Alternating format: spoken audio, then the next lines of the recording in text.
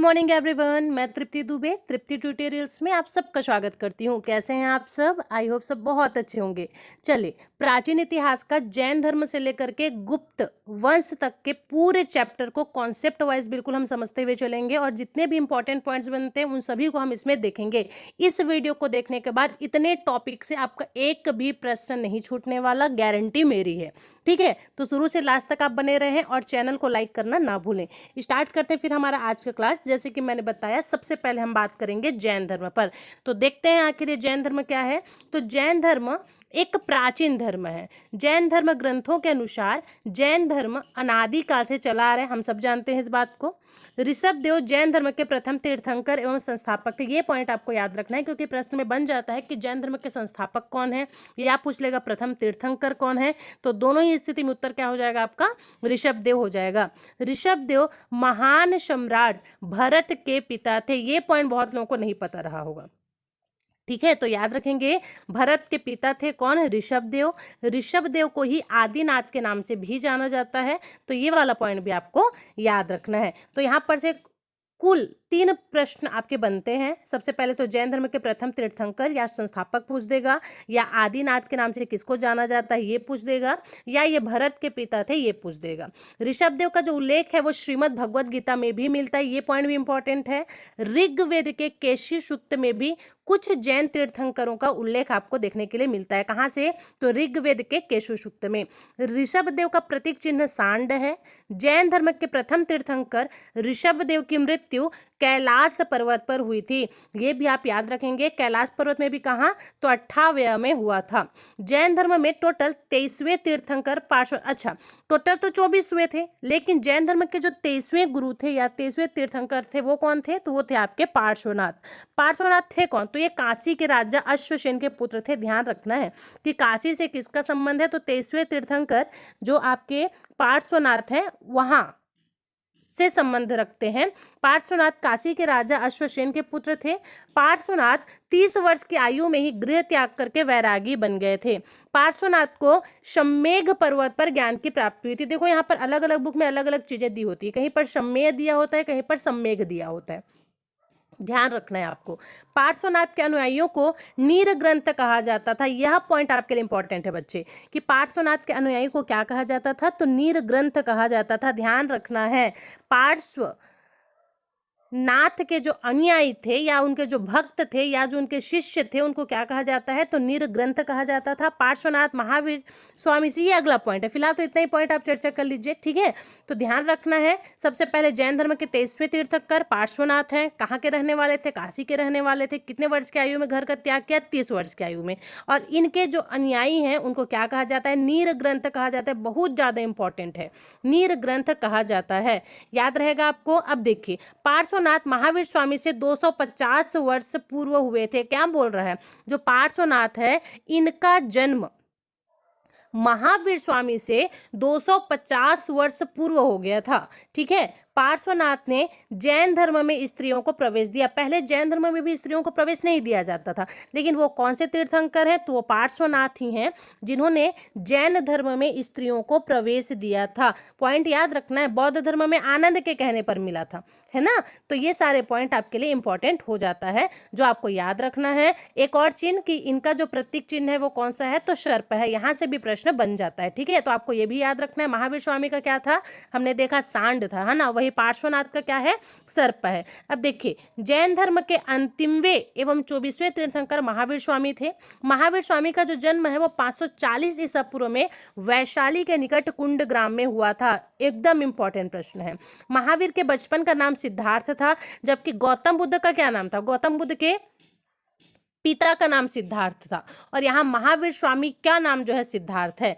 तो यहाँ से आपका प्रश्न बन जाता है। ठीक है, कि गौतम बुद्ध के बचपन का क्या नाम था? गौतम बुद्ध के बचपन का नाम सिद्धार्थ था, जबकि महावीर स्वामी के पिता का नाम आपका सिद्धार्थ है। चलिए आगे बात करते हैं। इनकी माता का नाम त्रिशला था। महावीर का प्रतीक चिन्ह सिंह है। ये सारे इनके बेसिक्स इन्फॉर्मेशन है जहाँ से प्रश्न पूछ लिया जाता है। आपको याद रखना है। क्या क्या देखा हमने? 24वें तीर्थंकर है, 540 ईसा पूर्व में जन्म हुआ। कहाँ हुआ? तो वैशाली के निकट कुंड नंदग्राम में हुआ था। महावीर स्वामी के बचपन का नाम क्या था, तो वर्धमान था। इनके पिता सिद्धार्थ थे, इनकी माता का नाम त्रिशला था और प्रतीक चिन्ह क्या है इनका, तो इनका जो प्रतीक चिन्ह है वो सिंह है। इतने पॉइंट्स आपको बिल्कुल रट्टम रट्टा होना चाहिए, ठीक है, कि यहाँ से पूछ दे तो आप कंफ्यूज नहीं होंगे। फिर से बता दूं, गौतम बुद्ध के बचपन का नाम सिद्धार्थ था, जबकि महावीर स्वामी के पिता का नाम क्या था, सिद्धार्थ था। और प्रतीक चिन्ह से तो प्रश्न बन ही जाता है। महावीर स्वामी के पिता जो सिद्धार्थ हैं वो कौन से कुल के थे, तो वो ज्ञात्रिक कुल के मुखिया थे। महावीर स्वामी की माता त्रिशला ये वैशाली के लिच्छवी राज्य की राजकुमारी और राजा चेटक की बहन थी। याद रखना है, महावीर स्वामी की जो माता है जिसका क्या नाम है, त्रिशला, ये कहाँ की रहने वाली थी, तो वैशाली की रहने वाली थी और लिच्छवी राज्य की राजकुमारी थी, राजा चेटक की बहन थी। महावीर स्वामी की पत्नी का क्या नाम था, तो महावीर स्वामी की पत्नी का नाम यशोदा था, जिनसे इनकी पुत्री का जन्म हुआ, जिसका नाम था अनुजा प्रियदर्शनी। याद रहेगा क्या, ये बेसिक से इंफॉर्मेशन आपको याद रखना पड़ेगा, है ना। गौतम बुद्ध की पत्नी का नाम यशोधरा था, कंफ्यूज नहीं होंगे। और महावीर स्वामी का पत्नी का क्या नाम बताया गया यहाँ पे, यशोदा बताया गया है। इनकी एक पुत्री जिसका क्या नाम है, अनुजा प्रियदर्शनी। वहीं गौतम बुद्ध का एक पुत्र हुआ था जिसका क्या नाम है, राहुल है। तो इतने सारे पॉइंट्स जरूर से ध्यान रखेंगे आप। कहाँ के रहने वाले थे ये भी हमने जान लिया, कौन से कुल के थे सीधा प्रश्न बन जाता है। तो जो महावीर स्वामी है वो ज्ञात्रिक कुल के कहलाएंगे। क्यों, क्योंकि इनके जो पिता सिद्धार्थ है वो ज्ञात्रिक कुल के मुखिया थे। महावीर स्वामी के पिता सिद्धार्थ ज्ञात्री कुल के मुखिया थे, देख लिया हमने। अब देखिए, महावीर स्वामी को 13 वर्ष कठिन तपस्या के पश्चात जुम्मिक ग्राम के समीप ऋजुपालिका नदी के किनारे साल पेड़ के नीचे ज्ञान की प्राप्ति हुई थी। क्या बताया मैंने, महावीर स्वामी कितने वर्ष तक तपस्या किए थे, तो 13 वर्ष तक तपस्या किया इन्होंने। जिसके बाद जुम्मिक ग्राम में ऋजुपालिका नदी के तट पर शाल वृक्ष के नीचे इनको ज्ञान की प्राप्ति हुई थी। महावीर स्वामी की ज्ञान की प्राप्ति को जैन ग्रंथ में कैवल्य नाम से जाना जाता है। यह प्रश्न भी पूछा जाता है कि ज्ञान के लिए जैन धर्म में कौन से शब्द का प्रयोग किया गया, तो कैवल्य शब्द का प्रयोग किया गया। ज्ञान प्राप्ति के पश्चात महावीर स्वामी ने पावापुरी में जैन संघ की स्थापना की थी। यह प्रश्न भी याद रखना है, क्योंकि पावापुरी से देखो एक ही चीज अपने को याद रहता है कि इनकी मृत्यु हुई थी, है ना। लेकिन याद रखेंगे कि ये महावीर स्वामी हैं जिन्होंने पावापुरी में जैन संघ की स्थापना की थी, जैन समिति की स्थापना की थी। ये प्रश्न थोड़ा सा यूनिक हो जाता है आपके लिए कि महावीर स्वामी ने कहाँ जैन संघ का स्थापना किया था, तो उन्होंने किया था पावापुरी में जैन संघ का स्थापना। क्लियर है, इतने पॉइंट्स याद रहेंगे, आपको याद रखना पड़ेगा। नदी का नाम याद रखेंगे, ऋजुपालिका नदी। अहिंसा जैन धर्म का मूल सिद्धांत है। जैन धर्म में जीवों पर दया और अहिंसा पर अधिक बल दिया जाता है। ये प्रश्न में बन जाएगा, आपको याद रखना है कि जैन धर्म में जीवों पर दया और अहिंसा पर अधिक बल दिया जाता है। इसलिए जैन धर्म के अनुयायी शाकाहारी होते हैं। देखोगे जितने भी जैन धर्म को मानने वाले लोग हैं ना, अभी भी वो प्योर शाकाहारी रहते हैं, ठीक है। तो क्योंकि ये जीवों पर दया करते हैं, ये किसी भी जीव को मार करके नहीं खा सकते हैं। अहिंसा और जीवों पर दया को बल दिया जाता है। जैन धर्म में कर्म फल से मुक्ति पाने के लिए त्रिरत्न है। कौन कौन सा है, तो एक सम्यक दर्शन, सम्यक ज्ञान और सम्यक आचरण। ध्यान रखेंगे, त्रिरत्न आपको बौद्ध धर्म में भी मिलेगा, त्रिरत्न आपको जैन धर्म में भी मिलेगा। तो जैन धर्म में त्रिरत्न किसको कहा जाता है, सम्यक दर्शन, सम्यक ज्ञान और सम्यक आचरण। तो ये तीनों ही पॉइंट आपके लिए इंपॉर्टेंट हो जाता है, जो कि आपने याद रखना है। 23वें तीर्थंकर पार्श्वनाथ वस्त्र धारण करने के समर्थक थे। जो 23वें तीर्थंकर हैं पार्श्वनाथ, उनका मानना था कि हम वस्त्र धारण करके भी जैन तीर्थंकर ही कहलाएंगे। जबकि जो 24वें तीर्थंकर आए महावीर स्वामी, इन्होंने पूर्णतः नग्न रहने का समर्थन किया था। बौद्ध धर्म की ही तरह जैन धर्म में भी पुनर्जन्म में विश्वास रखते थे। साथ ही यह भी मानते हैं कि आत्मा पिछले जन्म के कर्म और इच्छाओं की वजह से बंधक के रूप में रहती है। कहने का मतलब सिंपल सा है कि जैन धर्म और बौद्ध धर्म दोनों ही कर्म पर भी विश्वास करते हैं और पुनर्जन्म पर भी विश्वास करते हैं, लेकिन ये दोनों ही ईश्वर पर विश्वास नहीं करते। जैन धर्म ईश्वर के अस्तित्व में नहीं बल्कि आत्मा के अस्तित्व में विश्वास करता है। ये कूट में प्रश्न पूछ लेगा, ध्यान रखेंगे। ईश्वर है इस पर विश्वास नहीं करता, लेकिन आत्मा है इस पर जरूर ये विश्वास रखते हैं।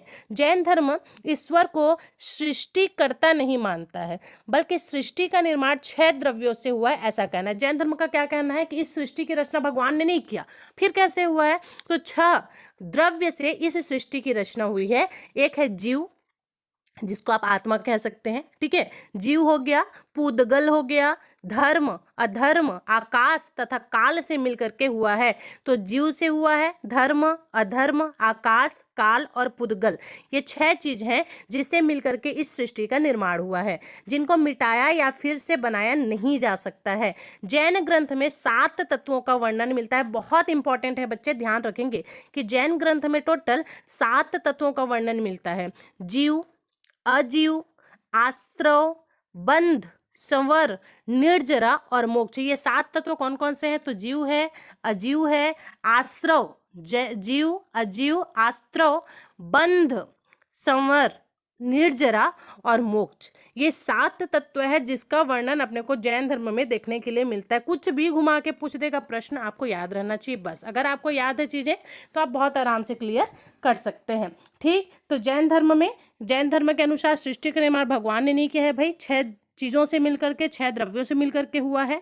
7 तत्वों का वर्णन भी आपको इसमें देखने के लिए मिलता है। गोशाल महावीर स्वामी के प्रथम सहयोगी बने। अब यहाँ से इंपॉर्टेंट प्रश्न चालू हो जाता है आपका कि महावीर स्वामी के प्रथम सहयोगी कौन बने थे? तो महावीर स्वामी के प्रथम सहयोगी गोशाल बने थे। जैन धर्म के सिद्धांत में निर्वृत्त मार्ग का स्थान प्रधान है। प्रश्न यहीं से बन जाएगा कि जैन धर्म के सिद्धांत में निर्वृत्त मार्ग का प्रधान है। निर्वृत्त मार्ग जो है इसका स्थान कहाँ रखा गया है? प्रधान रखा गया है। महावीर स्वामी के टोटल 11 शिष्य थे जिन्हें गणधर अथवा गंधर्व कहा जाता था। बहुत इंपॉर्टेंट है, महावीर स्वामी के शिष्यों को क्या कहा जाता था? गंधर्व कहा जाता था। वहीं पार्श्वनाथ के शिष्यों को क्या कहा जाता था? अभी मैंने बताया है, कमेंट करके आप बताएंगे। मौर्य काल में जैन धर्म 2 भागों में बट गया था। ये पॉइंट आपको याद रखना है। कब बटा है? तो 2 भागों में। तो मौर्य काल में बटा है, एक दिगंबर और एक श्वेतांबर।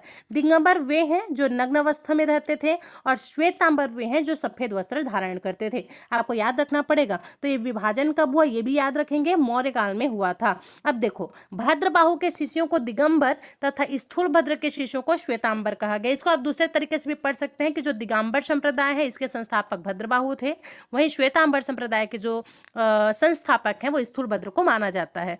भद्रबाहु द्वारा रचित कल्पसूत्र जैन धर्म का सर्वाधिक महत्वपूर्ण ग्रंथ कहा जाता है। अब यहाँ से फिर से एक प्रश्न बन जाएगा कि कल्पसूत्र की रचना किसने की? तो कल्पसूत्र की रचना भद्रबाहु ने किया था, जो कि एक जैन धर्म का प्रमुख ग्रंथ माना जाता है। निर्युक्ति के रचयिता भी भद्रबाहु हैं। तो कल्पसूत्र और निर्युक्ति, इन दोनों की रचना किसने किया है? तो भद्रबाहु ने किया है। निर्युक्ति और भद्रबाहु, ठीक है, याद रखना है आपको। कल्पसूत्र और निर्युक्ति, इसकी रचना किसने किया है? भद्रबाहु ने किया है। बौद्ध साहित्य में महावीर स्वामी को निगष्ठ नाथपुत्र तथा निर्ग्रंथ सातपुत्र भी कहा है। बौद्ध साहित्य की बात हो रही है। बौद्ध साहित्य में महावीर स्वामी को क्या कहा गया है? निगष्ठ नाथपुत्र अथवा निर्ग्रंथ सातपुत्र भी कहा गया है। तो निर्ग्रंथ शब्द किसके लिए प्रयोग किया गया? महावीर स्वामी के लिए किया गया। नाथपुत्र भी और सातपुत्र भी किसके लिए किया गया है? तो ये किया गया है महावीर स्वामी के लिए। याद रहेगा आपको? याद रखेंगे आप तो जरूर याद रहेगा। अब देखिए, जैन तीर्थंकरों का जीवन चरित्र, पूरा जीवन का चरित्र जो है वो कल्पसूत्र नामक जैन ग्रंथ में वर्णित है। जैन साहित्य को आगम कहा जाता है। यहाँ से प्रश्न बन चुका है। मैंने अभी बताया कल्पसूत्र की रचना किसने की थी? भद्रबाहु ने किया था। और यही जैन तीर्थंकर का जो पूरा जीवन चरित्र है ना, यही इस कल्पसूत्र में लिखा हुआ है, ठीक है। ये एक जैन ग्रंथ है। जैन साहित्य को क्या कहा जाता है? तो जैन साहित्य को आगम कहा जाता है, याद रखना है। जैन धर्म के मौलिक ग्रंथ पूर्व कहलाते हैं। जैन धर्म के जो मौलिक ग्रंथ है ना उनको पूर्व कहते हैं, जबकि जैन साहित्य को क्या कहा जाता है? आगम। कंफ्यूज नहीं होंगे, जैन साहित्य को आगम कहा जाता है, वहीं जैन धर्म के मौलिक ग्रंथ को क्या कहा जाता है? पूर्व कहा जाता है।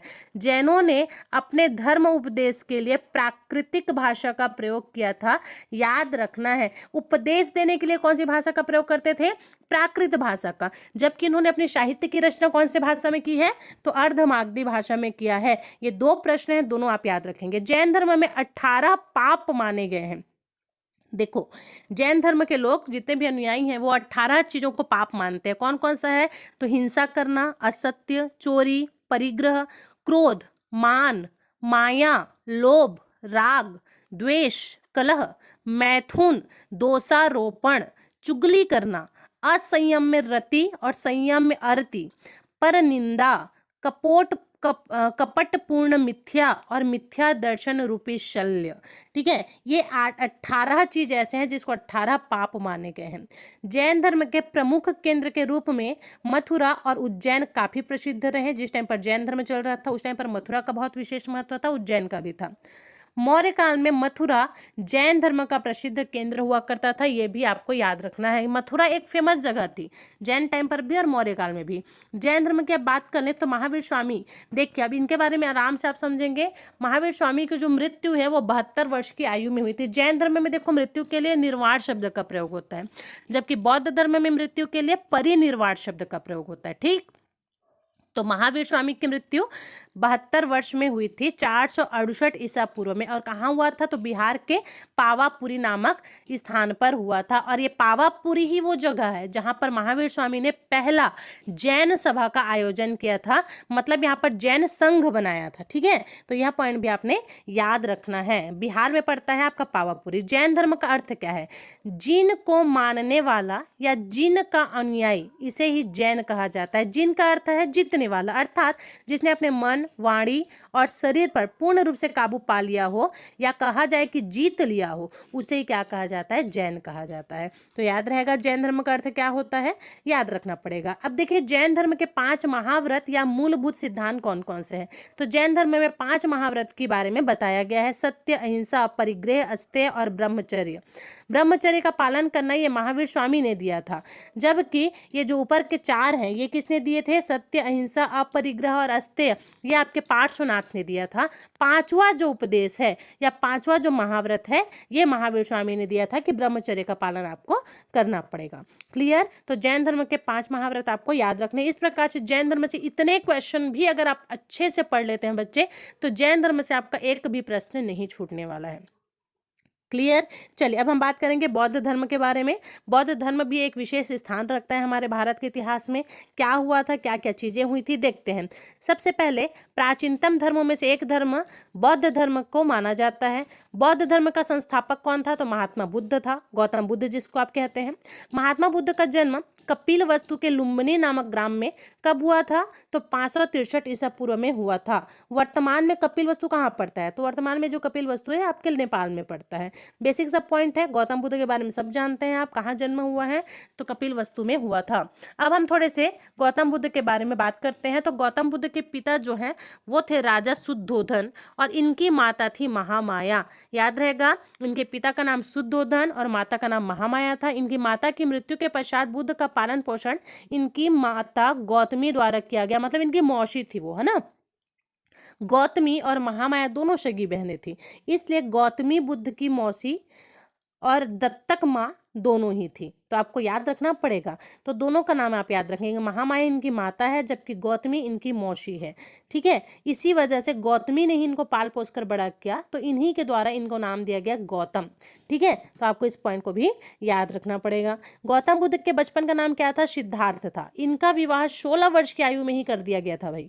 महात्मा बुद्ध की पत्नी का नाम यशोधरा था तथा इनका एक पुत्र हुआ जिसका नाम राहुल था। मतलब मात्र 16 वर्ष की आयु में ही इनका विवाह हो गया था। महात्मा बुद्ध ने मात्र 29 वर्ष की आयु में ही संसार से दुखों से मुक्ति और जीवन मरण के सत्य की खोज के लिए रात्रि प्रहर में राजपाट छोड़कर गृह त्याग कर दिया। कहने का मतलब है महात्मा बुद्ध जब 29 वर्ष की आयु में पहुंचे तब उन्होंने अपने घर का त्याग कर दिया। और इन्होंने जो अपने घर का त्याग किया था उसके लिए एक शब्द का प्रयोग होता है बुद्ध धर्म में, महाभिनिष्क्रमण कहा जाता है। तो आपको याद रखना पड़ेगा इस पॉइंट को कि महाभिनिष्क्रमण किसको कहते हैं? तो गौतम बुद्ध के गृह त्याग करने की क्रिया को ही महाभिनिष्क्रमण कहा जाता है। कितने वर्ष की आयु में घर त्यागा इन्होंने? 29 वर्ष की आयु में घर त्यागा। बस ये 2 ही पॉइंट है जो आप याद रखेंगे।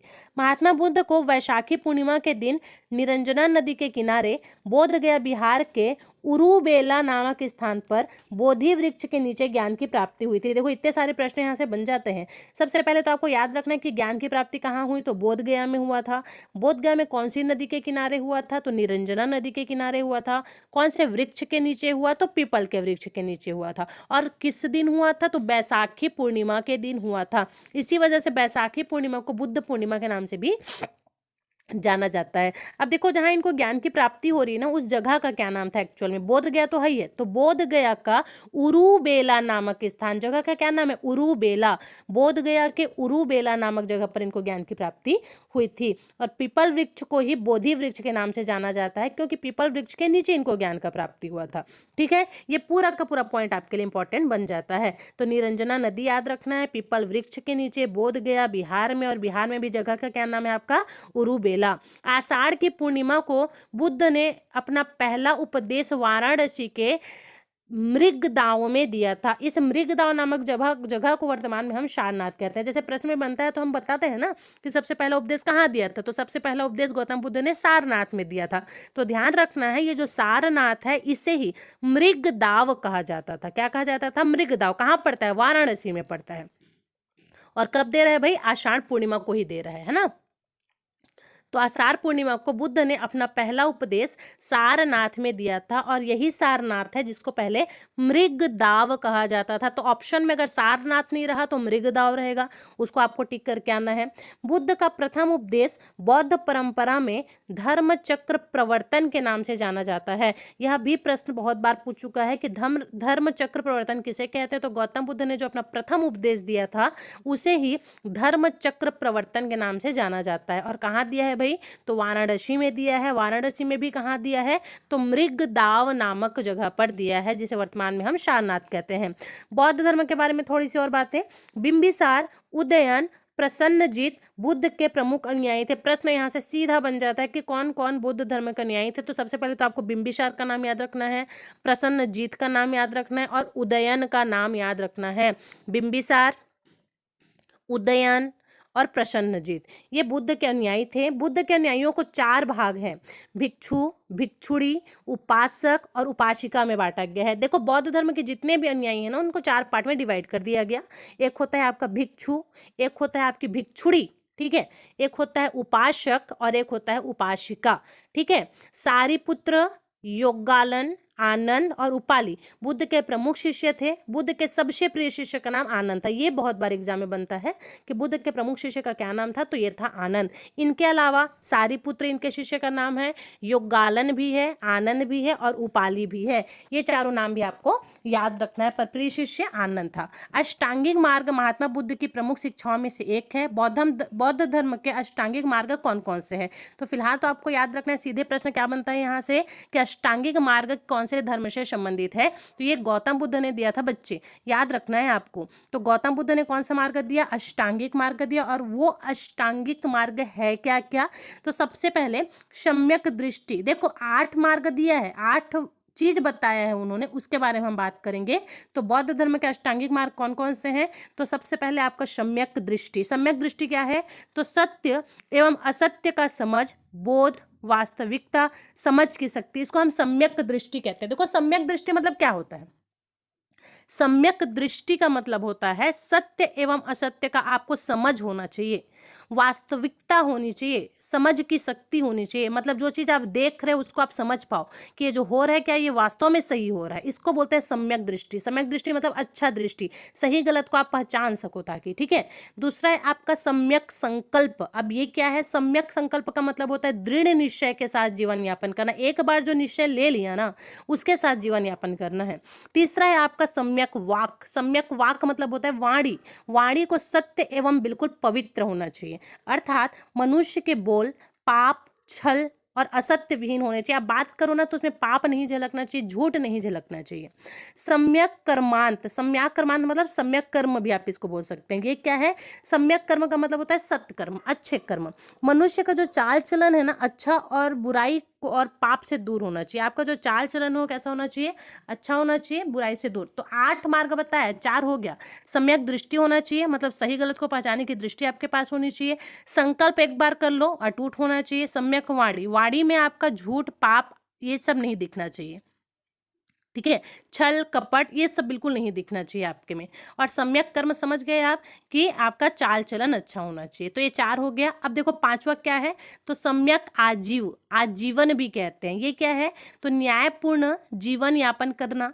किसी के साथ छल करके उसका हक मारना जीवन यापन नहीं कहलाता है। मतलब आप अपने जीवन की पूर्ति कर रहे हैं, अपना जीवन चला रहे हैं, तो उसके लिए किसी दूसरे का हक मार कर मत करो आप। ठीक है, ये सम्यक आजीवन होता है। सम्यक व्यायाम, व्यायाम मतलब योगा करने की बात नहीं हो रही है। तो फिर शुभ विचारों की उत्पत्ति करना, पाप छल कपट से दूर रहना और गलत कर्म के दुष्परिणाम को समझना। मतलब कोई भी कर्म आप करने वाले तो आप समझिए कि इसका परिणाम क्या होगा।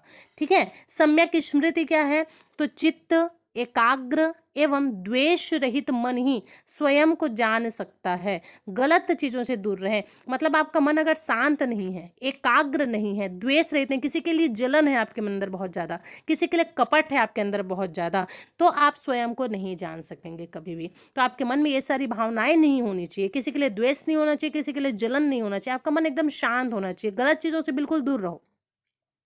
ठीक है। सम्यक समाधि क्या है, तो मन को एकाग्रचित होना चाहिए। यह है सम्यक समाधि, कि आपका मन बिल्कुल एकाग्र होना चाहिए। ठीक है। अब देखिए बौद्ध धर्म के बारे में कुछ और पॉइंट्स। दुख, दुख समुदाय, दुख निरोध एवं दुख निरोधगामी प्रतिपद बौद्ध के 4 आर्य सत्य हैं। बौद्ध के 4 आर्य सत्य के बारे में यहाँ पर बताया गया। क्या बताया गया, बौद्ध के 4 आर्य सत्य के बारे में, तो आपको याद रखना है।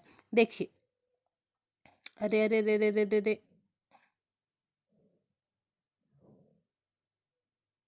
एक सेकंड ना, चीजें पीछे हो गई थोड़ी सी, देखते हैं हम।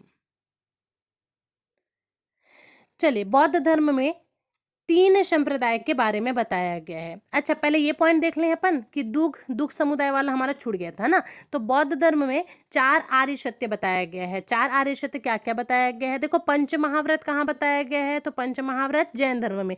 जबकि 4 आर्य सत्य के बारे में किसमें बताया गया, बौद्ध धर्म में। कौन कौन सा, तो इस जीवन में दुख है, दुख एक नहीं, दुख का पूरा समुदाय है, दुख का कारण निरोध है, दुख को दूर किया जा सकता है। ये 4 आर्य सत्य हैं और सिद्धांत है। बौद्ध मत के 3 प्रमुख अंग थे। कौन कौन सा, तो बौद्ध मत के 3 प्रमुख अंग हैं आपके, बौद्ध, संघ एवं धम्म। बौद्ध, संघ, धम्म, ये बौद्ध धर्म के 3 प्रमुख अंग हैं, जिसको त्रिरत्न कहा जाता है। देखो जैन धर्म में भी त्रिरत्न हमने पढ़ा था, बौद्ध धर्म में भी हम त्रिरत्न पढ़ रहे हैं। जैन धर्म में त्रिरत्न क्या था, तो सम्यक वाणी, सम्यक आचरण हमने देखा था ना।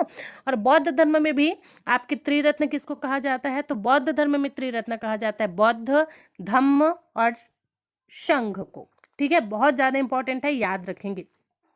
त्रिरत्न इसमें भी है, त्रिरत्न उसमें भी है। अब देखिए बौद्ध धर्म के बारे में थोड़े से और पॉइंट। बुद्ध द्वारा दिए गए उपदेश को ही धम्म कहा गया। अभी मैंने बताया ना 3 अंग, तो आपको याद रखना है कि बुद्ध के द्वारा जो भी उपदेश दिए गए उसको बौद्ध धर्म में धम्म कहा गया। धम्म क्या होता है, धम्म मतलब बुद्ध द्वारा दिए गए उपदेश को ही धम्म कहा गया, तथा बौद्ध भिक्षु और भिक्षुणियों के संगठन को संघ कहा गया। बौद्ध, धम्म और संघ, यही 3 रत्न देखा है ना हमने। तो धम्म क्या है, तो बौद्ध ने जो उपदेश दिया उसे धम्म कहा गया, और बौद्ध भिक्षु और भिक्षुणियों का जो संगठन था उसको संघ कहा गया। बुद्ध आत्मा और ईश्वर के अस्तित्व में विश्वास नहीं रखते थे, परंतु जैन धर्म की भांति बौद्ध धर्म भी पुनर्जन्म में विश्वास रखता था। तो आपको याद रखना है, उपदेश को क्या कहा गया, धम्म, और भिक्षु और भिक्षुणियों के संगठन को कहा गया संघ। ये भी भगवान पर विश्वास नहीं रखते थे, लेकिन कर्म और पुनर्जन्म पर विश्वास जरूर रखते थे। अब देखिए बौद्ध धर्म में 3 संप्रदाय के बारे में अपने को पढ़ना है। बौद्ध धर्म में टोटल कितने संप्रदाय थे, 3 संप्रदाय थे। एक तो हीनयान, महायान, ये दोनों आप जानते ही होंगे, है ना, मैक्सिमम लोग जानते होंगे। लेकिन तीसरा एक और संप्रदाय है जिसको कहा जाता है वज्रयान। क्या अंतर है, तो देखिए हीनयान कौन था भाई, तो हीनयान का अर्थ होता है निकृष्ट या फिर निम्न। हीन किसको बोलते हैं, हिम्न एकदम निम्न को बोलते हैं, है ना, ऐसे याद रख लो आप। हीनयान का क्या अर्थ होता है, निकृष्ट होता है या फिर निम्न मार्ग होता है, एकदम हीनयान, निम्न, बिल्कुल हीन है, निम्न है। ठीक है, ऐसे याद रखो। तो निकृष्ट या फिर निम्न मार्ग। हीनयान संप्रदाय के अनुयायियों का मुख्य लक्ष्य बुद्धत्व न होकर अरहत पद की प्राप्ति था। यह पॉइंट आपने ध्यान रखना है। हीनयान का मतलब होता है निम्न मार्ग। इस संप्रदाय के जो अनुयायी थे, ये जो है बुद्धत्व न होकर के सॉरी, बुद्धत्व न होकर के ये अरहत पद की प्राप्ति करना चाहते थे। किसकी प्राप्ति करना चाहते थे, अरहत पद की प्राप्ति करना चाहते थे। अगर प्रश्न में बन जाए तो आपको याद रखना है, 3 पार्ट में डिवाइडेड है, हीनयान, महायान और वज्रयान। हीनयान का अर्थ क्या होता है? निकृष्ट या फिर निम्न मार्ग। ठीक है, हीनयान संप्रदाय के अनुयायियों का मुख्य लक्ष्य भी समझ आ गया अपने को। अब बौद्ध धर्म की थोड़ी सी और बात कर लेते हैं। कुषाण काल में बौद्ध धर्म 2 संप्रदायों में बटा हुआ था, एक था हीनयान, एक था महायान।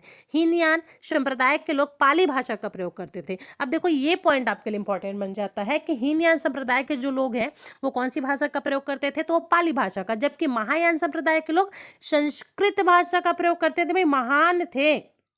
अब देखो संस्कृत भाषा का प्रयोग देवता करते हैं, और जो व्यक्ति संस्कृत भाषा का प्रयोग करे वो महान हुआ कि नहीं हुआ? तो यहीं से आपको याद रखना है कि महायान के लोग संस्कृत भाषा का प्रयोग करते थे, जबकि हीनयान के लोग आपके पाली भाषा का प्रयोग करते थे। और कुषाण काल में ही बौद्ध धर्म 2 संप्रदायों में बटा था। कौन से काल में?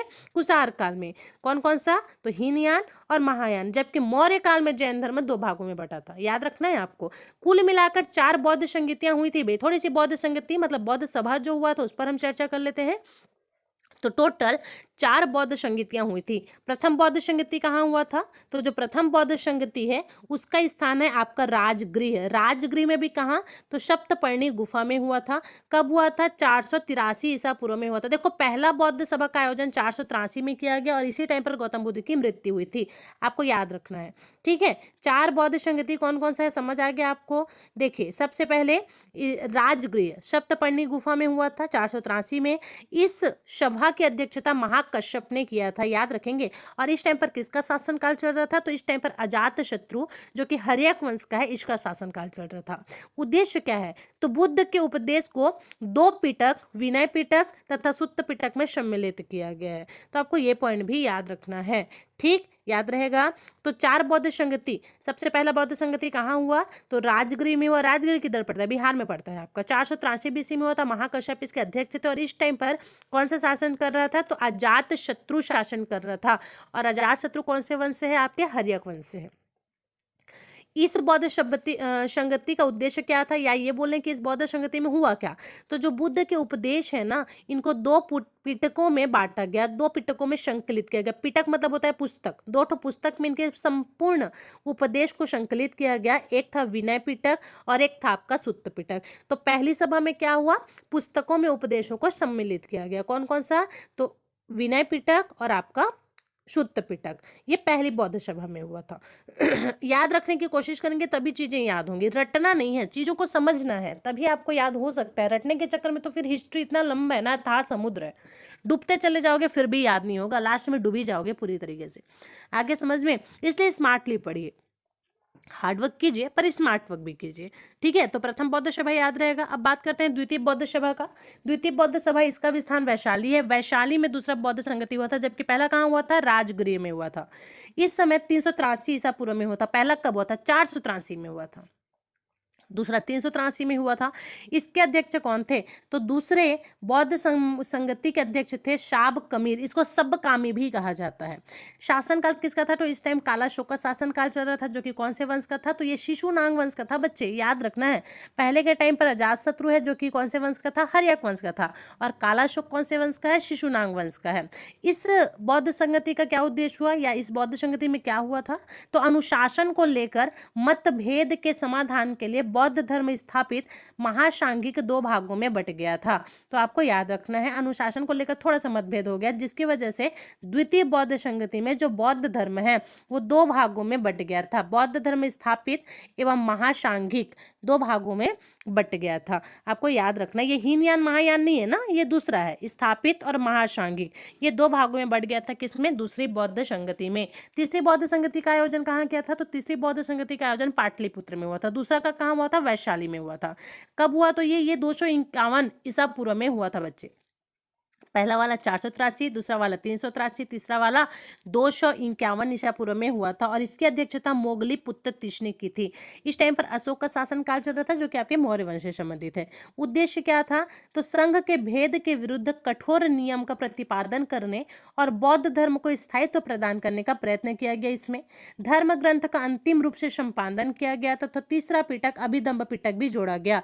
देखो सबसे पहला वाला जो सभा हुआ था उसमें 2 पुस्तकों की रचना हुई थी, एक विनय पिटक, एक सुत्त पिटक, है ना। और ये जो तीसरा बौद्ध संगति हुआ उसमें भी एक पुस्तक का रचना हुआ, कौन सा पुस्तक है, तो अभिधम्म, याद रखेंगे। अब चौथी बौद्ध संगति में क्या हुआ, तो सबसे पहले तो चौथी बौद्ध संगति का जो आयोजन है वो कश्मीर के कुंडल वन में हुआ था, ठीक है। कि कौन से टाइम पर हुआ था, तो ये प्रथम शाता में हुआ था, 101 102 ईस्वी के आसपास हुआ था, ठीक है। अध्यक्ष कौन थे इसके, तो वसुमित्र थे। और उपाध्यक्ष के बारे में भी पूछा जाता तो याद रखेंगे चौथी बौद्ध संगति के जो उपाध्यक्ष हैं वो अश्वघोष थे। किसका शासनकाल चल रहा था, कनिष्क का शासनकाल चल रहा था, जो कि कुषाण वंश से संबंधित है।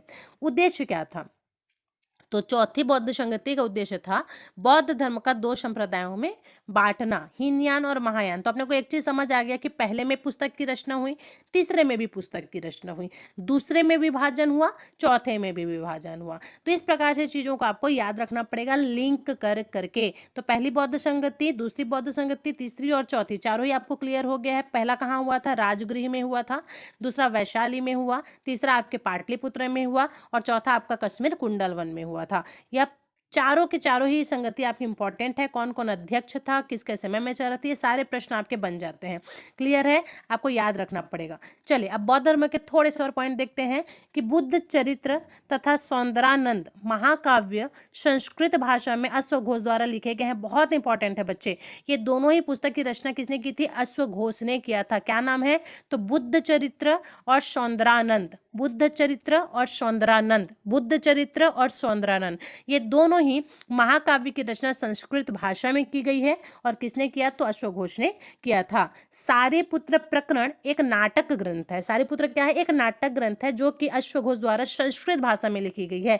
मतलब कि हमने क्या देखा, बुद्ध चरित्र हो गया, सौंदरानंद हो गया और सारीपुत्र हो गया। इसमें से बुद्ध चरित्र और सौंदरानंद ये दोनों महाकाव्य हैं, जबकि आपका सारीपुत्र प्रकरण यह एक नाटक ग्रंथ है। इन तीनों की रचना अश्वघोष ने किया और संस्कृत भाषा में किया, ये इंपॉर्टेंट हो जाता है आपके लिए। बौद्ध साहित्य मुख्यतः त्रिपिटकों में समाहित है। हमने देखा है ना कि जितने भी बौद्ध साहित्य हैं, उपदेश है, उनको 3 पुस्तकों में इन्होंने क्या कर दिया, संकलित कर दिया था। ठीक, आपको याद रखना पड़ेगा इसको, विनय पिटक, सुत्त पिटक और आपका अभिधम्म पिटक।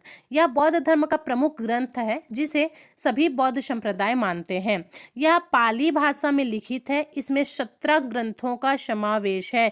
आपको याद रखना पड़ेगा कौन सी भाषा में लिखा गया है, पाली भाषा में लिखा गया है आपका बुद्ध चरित्र को, और टोटल 17 ग्रंथ का समावेश आपको देखने के लिए मिलता है। ये त्रिपिटक है, सुत्त पिटक, अभिधम्म पिटक तथा विनय पिटक। याद रखना पड़ेगा कौन सी भाषा में लिखा गया है, पाली भाषा में लिखा गया है।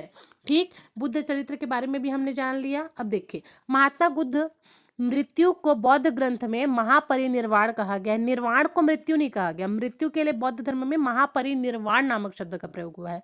महात्मा बुद्ध की मृत्यु 80 वर्ष की आयु में हुआ था। 80 वर्ष की आयु में कहाँ हुआ, तो 80 वर्ष की आयु में 483 ईसा पूर्व उत्तर प्रदेश के कुशीनगर नामक के स्थान पर हुआ था। इनके लिए एक कहानी है, ठीक है, किंवदंती मतलब होता है एक कहानी, जिसके अनुसार मृत्यु के बाद बुद्ध के शरीर के अवशेषों को 8 भागों में बांटकर उन पर 8 स्तूपों का निर्माण किया गया था। बुद्ध के जो शरीर है उसको 8 भागों में बांट दिया गया और 8 स्तूप का निर्माण किया गया। 8 स्तूप कहाँ कहाँ है, तो एक मगध में है, वैशाली, कपिलवस्तु, अलकप, रामागम, बेठ द्वीप, पावा और कुशीनगर। ये 8 जगह हैं। कहाँ कहाँ बताया मैंने, मगध, वैशाली, कपिलवस्तु, अलकप, रामागम। रामागम से आया हुआ है प्रश्न, इसलिए रेड में लिखा हुआ है, ठीक है। बेठ द्वीप, पावा और कुशीनगर। ठीक, ये 8 जगह हैं जहां पर इनके शरीर के 8 स्तूपों का निर्माण किया गया है। 8 भागों में, क्योंकि इनके शरीर के अवशेषों को बांट दिया गया था। ये कहानी के अनुसार बताया गया है। अब देखो, ललित विस्तार महायान संप्रदाय का ग्रंथ है। ललित विस्तार है क्या चीज, तो यह एक बौद्ध धर्म से संबंध है। सीधा बोल देगा ललित विस्तार किससे संबंध रखता है, तो ललित विस्तार जो है ये बौद्ध धर्म से संबंध रखता है और बौद्ध धर्म में भी महायान से संबंध रखता है। इसमें महात्मा बुद्ध के जीवन का उल्लेख मिलता है। तो महात्मा बुद्ध के जीवन का उल्लेख किस में मिलता है, महात्मा बुद्ध के जीवन का जो उल्लेख है वो ललित विस्तार नामक महायान में मिलता है। महात्मा बुद्ध ने अपना अंतिम उपदेश सुभद्र को दिया था। भाई यहाँ पर सुमक्ष लिखा हुआ है, मेंशन सही कर लेंगे, ठीक है। तो महात्मा बुद्ध ने अपना अंतिम उपदेश किसको दिया था, सुमक्ष को दिया था। किसी किसी सोर्सेस में सुभद्र लिखा होता है। बौद्ध धर्म में प्रवेश करने वाली प्रथम महिला कौन थी, तो ये बुद्ध की ही सौतेली माँ थी। मैंने बताया था ना, मौशिमा गौतमी प्रजापति जिनका नाम था। ये पहली महिला थी जो कि इनके बौद्ध संगति में प्रवेश किया था, बौद्ध सभा में प्रवेश किया था या बौद्ध संघ में प्रवेश किया था। तो ललित विस्तार याद रहेगा आपको, बुद्ध के जीवन का उल्लेख इसी से मिलता है। आपके बुद्ध के जीवन का उल्लेख कहाँ से मिलता है? तो ललित विस्तार से मिलता है। खास बात क्या है? तो महायान से संबंधित है। चलिए अब हम बात कर लेते हैं थोड़ा सा मगध साम्राज्य के बारे में। बहुत इंपॉर्टेंट है बच्चे, आपको ध्यान रखना है। देखते हैं मगध साम्राज्य क्या बोलता है। पुराणों के अनुसार 6ठी शताब्दी ईसा पूर्व मगध की नींव कब रखी गई थी? तो 6ठी शताब्दी ईसा पूर्व में ही मगध का नींव रखा गया था। बिल्कुल शुरू से हम पढ़ेंगे कौन कौन से राजा हुए, क्या क्या हुआ, इन सभी के बारे में। देखिए पुराणों के अनुसार 6ठी शताब्दी ईसा पूर्व में वृहदत्त ने मगध साम्राज्य की नींव रखी थी। अच्छा, ये मैप में आपको जूम करके थोड़ा सा दिखाती हूँ। ये देखो यहाँ पे मगध आपको दिख रहा है, कहाँ पे है? आपको दिखना चाहिए कि यहाँ पर कहाँ पर है। देखो ये रहा आपका मगध, ठीक है, मतलब बिहार वाला आपका इलाका हो गया। ठीक, तो आपको याद रखना है। देखो डायग्राम से ना चीज़ें थोड़ी सी क्लियर हो जाती हैं, इसलिए आपको याद रखना पड़ता है। देखेंगे मगध पुराणों के अनुसार 6ठी शताब्दी ईसा पूर्व में वृहदत्त नामक एक व्यक्ति ने मगध साम्राज्य की स्थापना रखी थी। और जब सबसे पहले मगध साम्राज्य की नींव रखा गया तब इसने अपनी राजधानी गिरिव्रज को बनाया था। बाह्यदत्त या वृहदत्त की नींव रखी थी। अब ये मगध साम्राज्य की नींव क्योंकि वृहदत्त ने रखा था, इस कारण से इस वंश को भी वृहदत्त वंश या फिर बाह्यदत्त वंश के नाम से जाना जाता है। देखिए कालांतर में वृहदत्त का एक पुत्र हुआ जिसका नाम जरासंघ रखा गया। वृहदत्त का ही पुत्र था भैया जरासंघ। और कौन है जरासंघ? जिसका वर्णन हमको महाभारत में मिलता है, याद आ रहा है क्या? अथर्ववेद तथा ऋग्वेद में भी मगध का उल्लेख मिलता है। प्रश्न यहीं से बन जाएगा कि मगध का उल्लेख कौन कौन से वेद में मिलता है? तो ऋग्वेद में भी मगध का उल्लेख मिलता है और अथर्ववेद में भी मगध का वर्णन मिलता है। पुराणों के अनुसार जरासंघ की मृत्यु के पश्चात मगध पर शिशुनाग वंश का आधिपत्य हो गया था। तो ये कुछ पॉइंट्स है मगध साम्राज्य के बारे में जो आपने ध्यान रखना है। नींव किसने डाला था? वृहदत्त ने डाला था। इसी का पुत्र कौन था? जरासंघ था, जिसके बारे में उल्लेख महाभारत में मिलता है। अथर्ववेद तथा ऋग्वेद में भी मगध साम्राज्य के बारे में पता चलता है। जरासंघ की मृत्यु के बाद कौन से वंश ने यहाँ पर अपना आधिपत्य स्थापित कर लिया? वो था आपका शिशुनाग वंश। परंतु बौद्ध साहित्य के अनुसार शिशुनाग वंश का कोई भी अस्तित्व है ही नहीं और उसकी जगह हर्यक वंश की स्थापना हो गई थी।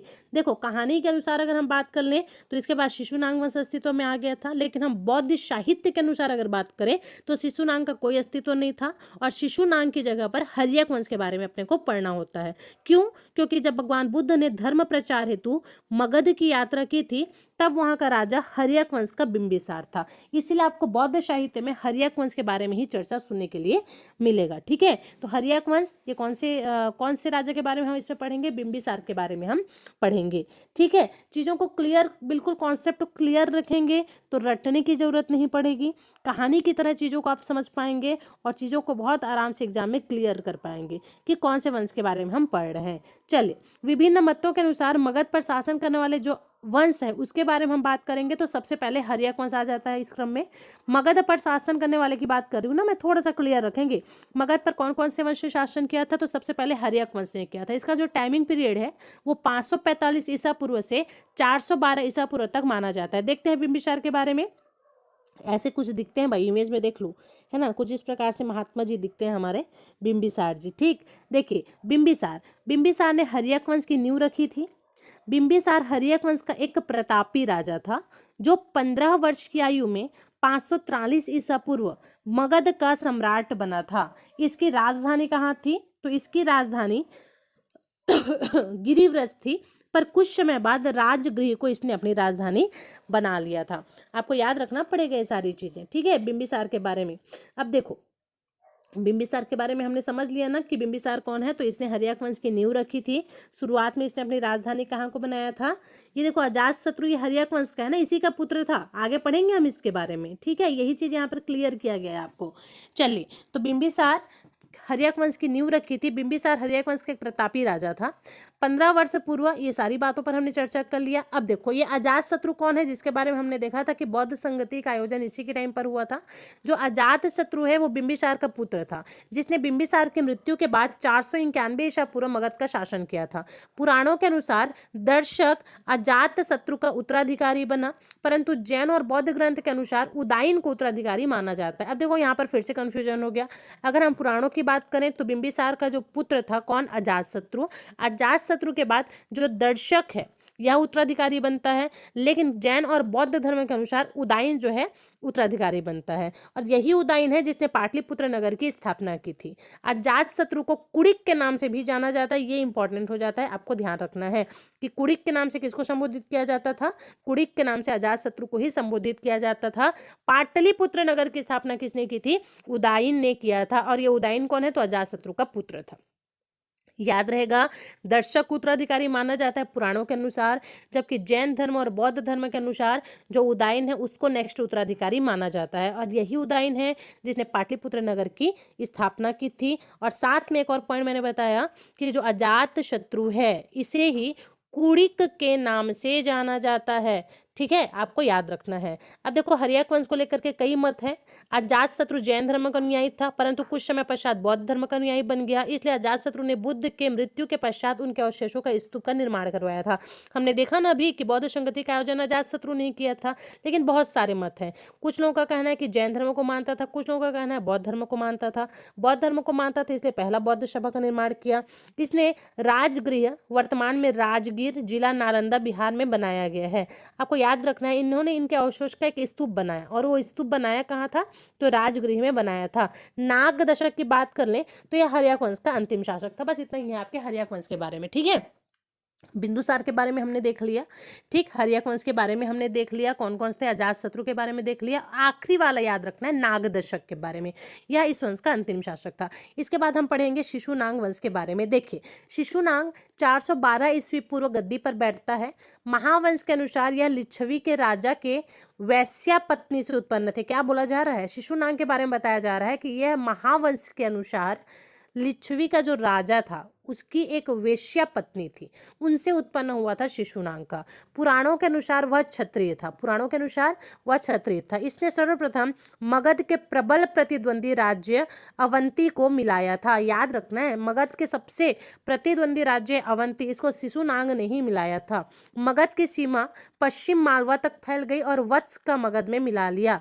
शिशुनाग ने भी गिरिव्रज को ही अपनी राजधानी बनाया था। तो जिस टाइम पर शिशुनाग राजा बना उस टाइम पर उसने गिरिव्रज को भी राजधानी बनाया। वैश्य पत्नी का पुत्र कौन था, प्रश्न में पूछ लेगा, तो आपको याद रखना है ये शिशुनाग ही था। ठीक, पुराणों के अनुसार क्षत्रिय कहा जाता है। अवंती को भी शिशुनाग ने ही जीता, मालवा को भी शिशुनाग ने ही जीता, वत्स को भी इसने जीता था। और शिशुनाग ने गिरिव्रज को अपनी राजधानी बनाया था। अब देखो, कालाशोक के बारे में थोड़ा सा जान ले।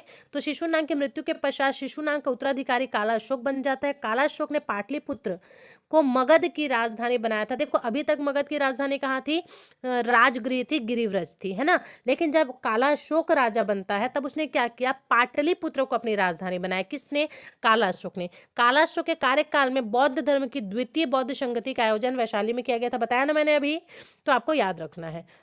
ठीक है, चलिए अब आगे बात करते हैं। कालाशोक हमने देख लिया, अब आप बात करेंगे नंदीवर्धन का। नंदीवर्धन कौन है, तो यह कालाशोक के 10 पुत्र थे जिन्होंने शिशुनाग वंश के पतन तक मगध पर शासन किया था। शिशुनाग वंश मतलब यही कालाशोक का वंश हो गया, है ना। और कालाशोक के टोटल 10 पुत्र हुए थे, जिनमें से जो नंदीवर्धन है वो शिशुनाग वंश का अंतिम शासक था, इसलिए नंदीवर्धन यहाँ पर मेंशन किया गया है। तो शिशुनाग वंश का अंतिम शासक कौन था, नंदीवर्धन। देखो, सही जोड़ी मिलाओ में आ जाता है, इसलिए आपको याद रखना है कि कौन व्यक्ति कौन से वंश से संबंधित है। जैसे कालाशोक आपके कौन से वंश से संबंधित है, शिशुनाग वंश से, वैसे ही नंदीवर्धन भी आपके शिशुनाग वंश से संबंधित है, ये आपको याद रखना पड़ेगा। ठीक है, हर्यक वंश का अंतिम शासक कौन था, नागदशक था, आपको याद रखना है। अंतिम शासक से प्रश्न बन ही जाता है सही जोड़ी मिलाओ में। ठीक, चलिए अब हम बात करते हैं नंद वंश का। तो 344 ईसा पूर्व से 322 ईसा पूर्व तक इसका समय दिखने को लिए मिलता है। देखिए, महापद्मनन के बारे में हम पहले बात करेंगे। नंद वंश आया और महापद्मनन के बारे में नहीं पढ़ोगे कैसे बनेगा। महापद्मनंद को ही उग्रसेन के नाम से भी जाना जाता है। महापद्मनन ने शिशुनाग वंश का तख्ता पलटकर मगध पर अधिकार कर लिया और नंद वंश की नींव रखी थी। तो नंद वंश का नींव रखने वाले व्यक्ति का क्या नाम है, महापद्मनंद है, और इसी को उग्रसेन कहा जाता है। यही ऑप्शन में हो जाएगा तो गलत मत कर देना, है ना। तो महापद्मनन को ही उग्रसेन कहा जाता है। पाली ग्रंथ के अनुसार महापद्मनन को उग्रसेन के नाम से जाना जाता है। विशाल सेना होने के कारण महापद्म को उग्रसेन कहा गया था। जैन ग्रंथ के अनुसार महापद्म को वैश्या का पुत्र माना गया है। कई मतों के अनुसार माना जाता है कि महापद्म निम्न कुल का था। देखो इतनी सारी बातें महापद्म के बारे में आपको याद रखना है। सबसे पहले तो नंद वंश का संस्थापक ही यही था। कौन था? महापद्मनंद था। बहुत विशाल सेना थी इसके पास, इसी वजह से पाली ग्रंथ में इसको उग्रसेन के नाम से भी बताया गया है। ठीक है, ये सारे प्रश्न हैं जो आपको याद रखना है। महापद्मनंद को निम्न कुल का माना गया है। अब हम बात करेंगे नंद वंश के अगले शासक नंद राज्य जिसको कहा जाता है, घनानंद की बात करते हैं। देखो नंद वंश में ना सिर्फ दो राजा के बारे में अपने को मिला है, पहला और अंतिम। पहला तो महापद्मनंद था, अंतिम कौन था? अंतिम आपका घनानंद था। क्या बताया जा रहा है इसके बारे में? तो नंद वंश का अंतरिम उत्तराधिकारी नंद राज था, जिसे बौद्ध धर्म में घनानंद कहा गया है। क्या नाम है इनका एक्चुअल में? नंद राज है, जिसको एक्चुअल में क्या कहा जाता है? घनानंद कहा जाता है। 322 से 321 ईसा पूर्व में चंद्रगुप्त मौर्य ने अपने गुरु चाणक्य के साथ मिलकर घनानंद की हत्या कर दी थी और मगध का तख्ता पलट कर दिया था। मौर्य साम्राज्य की नींव रखी थी। मतलब नंद वंश के बाद अपने को मौर्य साम्राज्य पढ़ना होता है।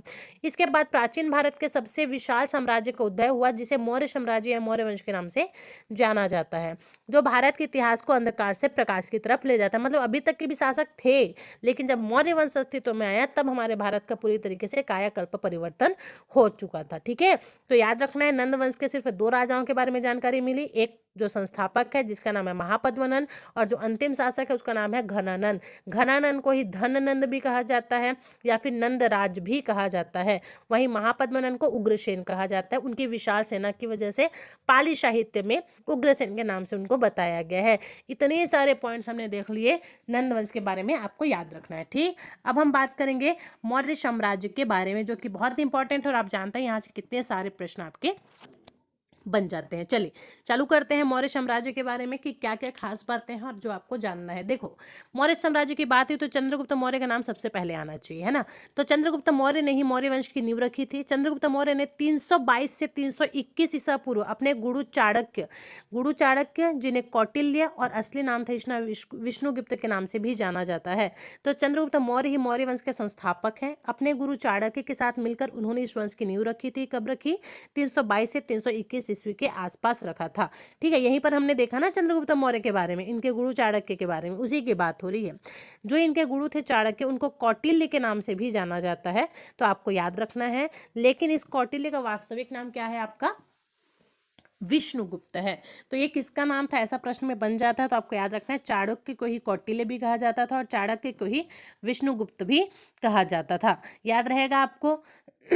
चलिए आगे बात करते हैं चंद्रगुप्त के बारे में। देखते हैं कि चंद्रगुप्त ने और क्या क्या चीज़ें की थी जो कि आपके लिए एग्जाम की दृष्टि से इंपॉर्टेंट हो जाता है। देखो चीज़ों को आराम से पढ़ना सीखें आप, हड़बड़ी में गड़बड़ी हो जाता है बच्चे हमेशा। ठीक है, तो आपको ध्यान रखना है। अब देखिए मौर्य वंश की स्थापना मगध में की और अपनी राजधानी उन्होंने कहाँ को बनाया? पाटलिपुत्र में बनाया। देखो इससे पहले तक पाटलिपुत्र ही अभी तक राजधानी था, है ना। तो राजधानी गिरिराज से या फिर राजगृह से पाटलिपुत्र किसने ट्रांसफर किया था? अभी मैंने पीछे बताया, आपको बताना है कि राजधानी पाटलिपुत्र में ट्रांसफर कौन कर करके ले गया था। ठीक, अब देखिए मौर्य वंश में भी राजधानी अभी भी पाटलिपुत्र में ही थी। मौर्य वंश के शासकों के वर्ण के विषय में इतिहासकारों में मतभेद है, लेकिन बौद्ध और जैन ग्रंथ में चंद्रगुप्त मौर्य को मौर्य क्षत्रिय कहा गया है। ठीक है, मतभेद होता है इतिहासकारों के मध्य। अब देखिए चंद्रगुप्त मौर्य मौर्य वंश का संस्थापक और पहला राजा था। उनकी माता का नाम मूर था। क्या नाम था चंद्रगुप्त मौर्य की माता का नाम? मूर था, जिसका संस्कृत में अर्थ मौर्य होता है। इसी कारण से इस वंश का नाम मौर्य वंश पड़ा था। ध्यान रखना है इस पॉइंट को बच्चे। चंद्रगुप्त की माता के नाम पर ही इस वंश का नाम मौर्य रखा था, जिनकी माँ का क्या नाम था? मूर था। इनके गुरु चाणक्य की सहायता से अंतिम नंद शासक घनानंद को पराजित कर 25 वर्ष की आयु में ही चंद्रगुप्त मौर्य ने मौर्य साम्राज्य की स्थापना कर दी थी। जब ये राजा बने तब इनका आयु कितना था? तो ये मात्र 25 वर्ष के थे। यह पॉइंट भी आपने बिल्कुल ध्यान रखना है, क्योंकि यहाँ से भी प्रश्न बन जाता है। और इनकी माता का नाम यूनिक है, याद रखेंगे।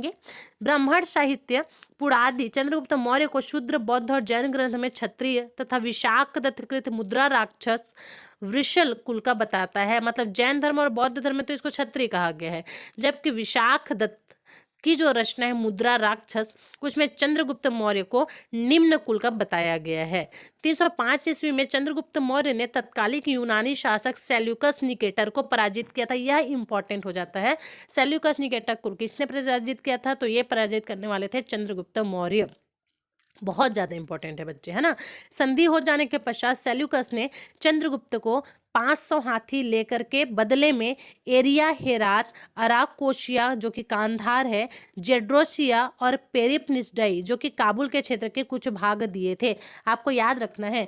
देखो इसमें क्या हुआ था, सेल्यूकस निकेटर को चंद्रगुप्त मौर्य ने हरा दिया। कब हराया था? तो 305 ईस्वी में हराया था। उसके बाद इन दोनों के बीच में संधि हो गई। संधि के दौरान सेल्यूकस ने क्या किया था, चंद्रगुप्त मौर्य को 500 हाथी दिया और साथ में हेरात का क्षेत्र हो गया, आपका कांधार का क्षेत्र हो गया, अराकोशिया जिसको कहा जाता है, ठीक है। इसके अलावा काबुल के क्षेत्र भी दे दिए थे। तो ये सारे पॉइंट आपको याद रखने हैं और इनके ये वाले नाम भी आपको याद रखने हैं, जैसे कि जेड्रोसिया, पेरिप्निसडई, यही आ जाएगा ऑप्शन में, आपको याद रखना पड़ेगा। दोनों देश के बीच वैवाहिक संबंध भी स्थापित हुए, सेल्यूकस निकेटर और चंद्रगुप्त मौर्य के बीच, है ना, वैवाहिक संबंध भी स्थापित हो गया। कैसे? तो सेल्यूकस निकेटर की जो पुत्री है उसके साथ चंद्रगुप्त मौर्य ने विवाह कर लिया था। सेल्यूकस ने अपनी पुत्री का विवाह चंद्रगुप्त से करके उपयुक्त चारों प्रांत दहेज में दे दिए तथा मेगास्थनीज ने चंद्रगुप्त और सेल्यूकस के युद्ध का वर्णन एप्पियानस ने किया है। याद रखना है आपको, मेगास्थनीज ने चंद्रगुप्त और सेल्यूकस के युद्ध का वर्णन एप्पियानस में किया है। किसमें किया है? एप्पियानस में किया है। किसका किसका वर्णन? चंद्रगुप्त मौर्य और सेल्यूकस की जो लड़ाई हुई थी इसका वर्णन किसने किया है? तो मेगास्थनीज ने किया है। किसमें किया है? तो एप्पियानस में किया है। चंद्रगुप्त मौर्य का साम्राज्य उत्तर पश्चिम में ईरान फारस से लेकर के, उत्तर पश्चिम में ईरान फारस से लेकर के पूर्व में बंगाल तक, उत्तर में कश्मीर से लेकर के दक्षिण में कर्नाटक तक, मतलब ऑलमोस्ट पूरे भारत में इसने अपना आधिपत्य स्थापित कर लिया था जब चंद्रगुप्त मौर्य का शासन चल रहा था। उस टाइम पे इनका साम्राज्य बहुत बड़े क्षेत्र में घिरा हुआ था। ये पॉइंट आपको याद रखना है कि पूरे के पूरे भारत में ही इन्होंने अपना अधिकार स्थापित कर लिया था, क्योंकि ये बहुत ही ताकतवर शासक थे, ठीक है। धीरे धीरे करके इन्होंने संपूर्ण भारत में अपना अधिकार बना लिया था। चंद्रगुप्त मौर्य के दक्षिण भारत की विजय के विषय में जानकारी तमिल ग्रंथ से मिलती है। चंद्रगुप्त मौर्य ने दक्षिण में, हमने देखा ना अभी, कर्नाटक तक फैला हुआ था, मतलब दक्षिण वाला एरिया, दक्षिण एरिया में भी इन्होंने अपना विजय प्राप्त किया। इसकी जानकारी कहाँ से मिलती है? तो चंद्रगुप्त मौर्य ने दक्षिण में विजय प्राप्त किया, इसकी जानकारी तमिल एक ग्रंथ है जिसका नाम है अहनानूर तथा मुरनानूर तथा अशोक के अभिलेख से मिलती है।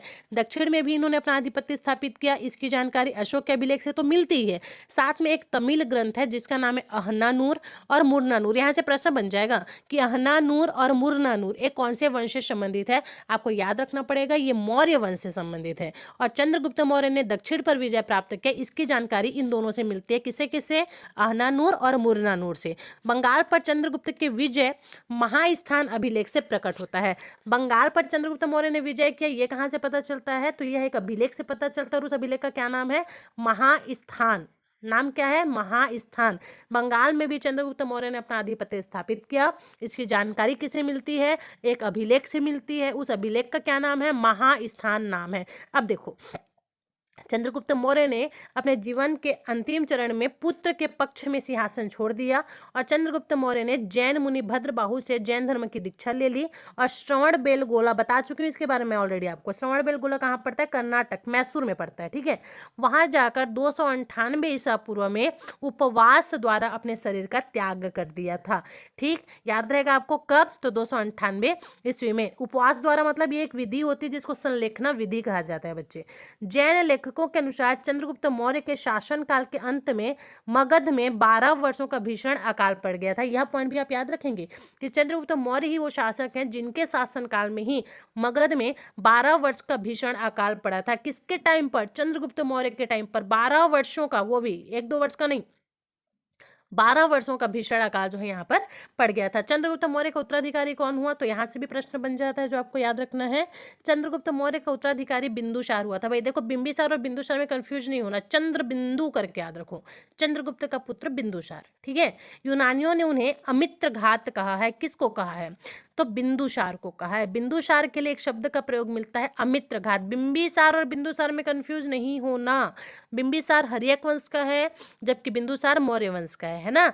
तो बिंदुसार को ही कुछ यूनानियों ने अमित्रघात के नाम से बुलाया, अमित्रघात के नाम से इनका उत्पादन किया, अमित्रघात नाम से इनका उपभोग किया और अमित्रघात नाम से इनका नाम दिया था। कौन कौन सा नाम? तो अमित्रघात, अमित्रोचेट्स भी इनको कहा गया है, ठीक है। इसके अलावा एलिट्रोचेट्स के नाम से भी इनको जाना जाता है, इनका उपनाम बोल सकते हैं हम सीधे सीधे भाषा में।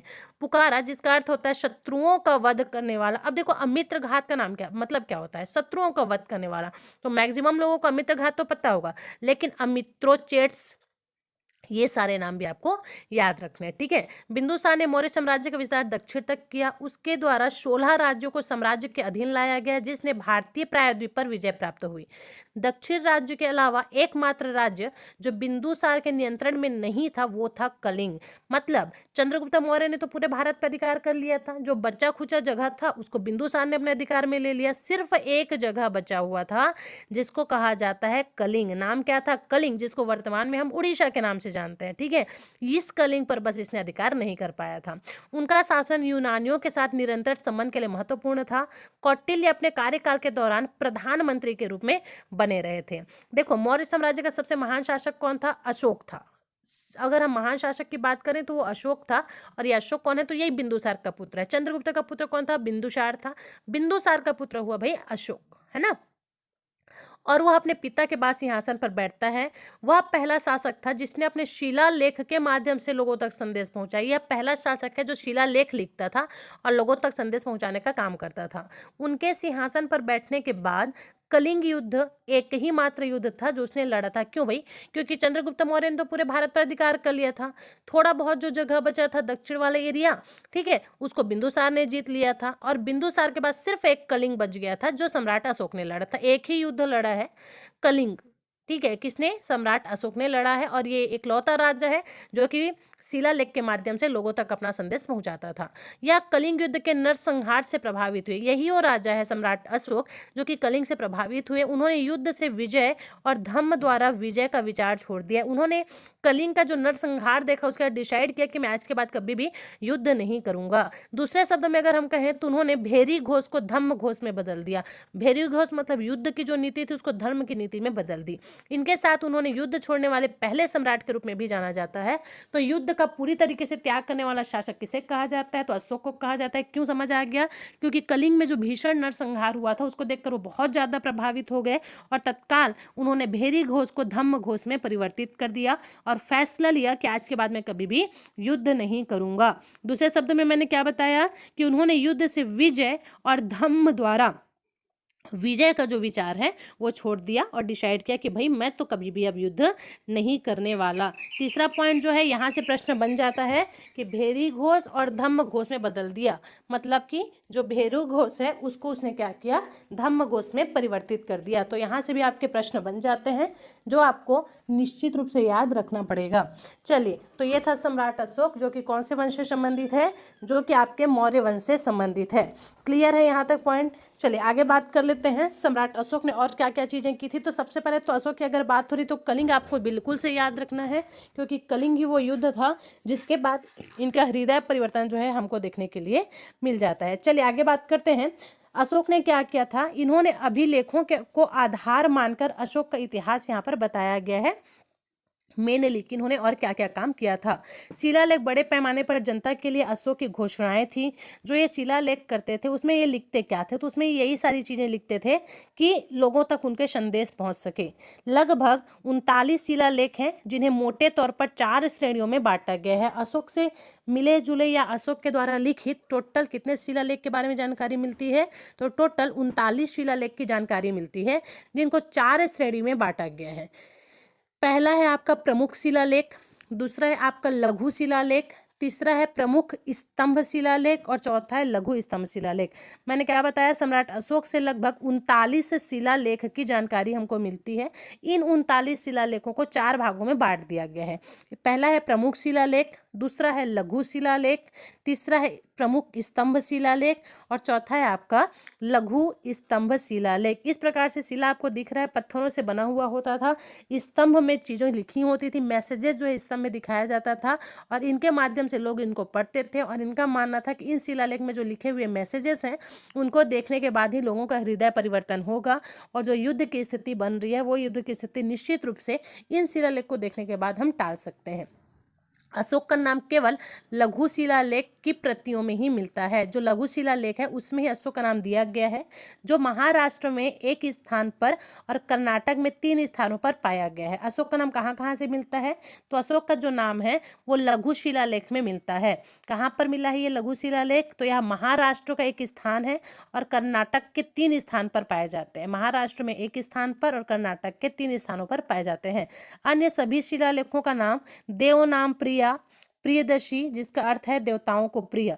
अशोक का ही एक नाम है देवनाम प्रिय, ठीक है। उनके शिलालेख अफगानिस्तान, पाकिस्तान, नेपाल और भारत में पाए गए हैं। उन्हें ज्यादातर प्राचीन राजमार्गों पर रखा गया है। जितने भी अशोक के शिलालेख हैं अफगानिस्तान में भी मिला है, पाकिस्तान में भी मिला है, नेपाल में भी मिला है और भारत में भी मिला है। मेनली इन स्तंभों को प्राचीन राजमार्गों पर रखा गया है। भारतीय उपमहाद्वीप में पाए गए शिलालेख ज्यादातर प्राकृत में ब्राह्मी लिपि का प्रयोग करते हुए लिखे गए हैं। इन शिलालेखों में अधिकतर ब्राह्मी लिपि का ही प्रयोग किया गया है, जबकि उत्तर पश्चिमी भाग में आरामी भाषा और खरोष्ठी लिपि का प्रयोग मिला गया। ये इंपॉर्टेंट हो जाता है आपका।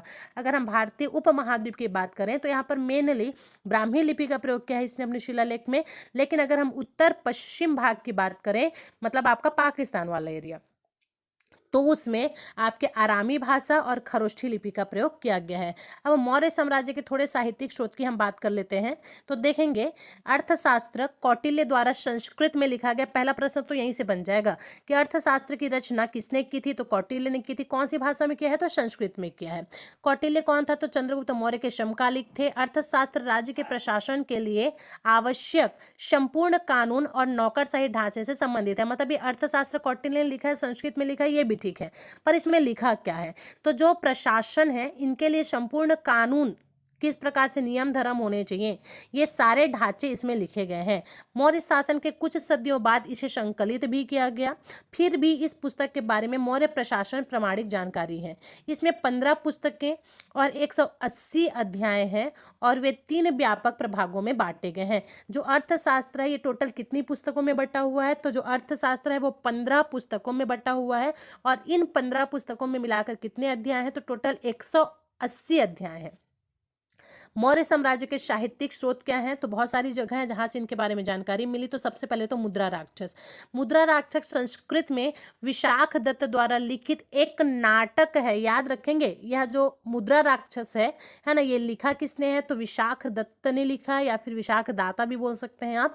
और है क्या चीज? तो मुद्रा राक्षस एक नाटक है ना, जो किसने लिखा है? विशाखा दत्त ने लिखा है। यद्यपि यह कार्य गुप्त युग का है। गुप्त युग में हालांकि ये मुद्रा राक्षस विशाखा दत्त द्वारा लिखा गया था। यह मौर्यों के अधीन सामाजिक आर्थिक स्थितियों की एक छवि देता है। इस मुद्रा राक्षस से क्या पता चलता है?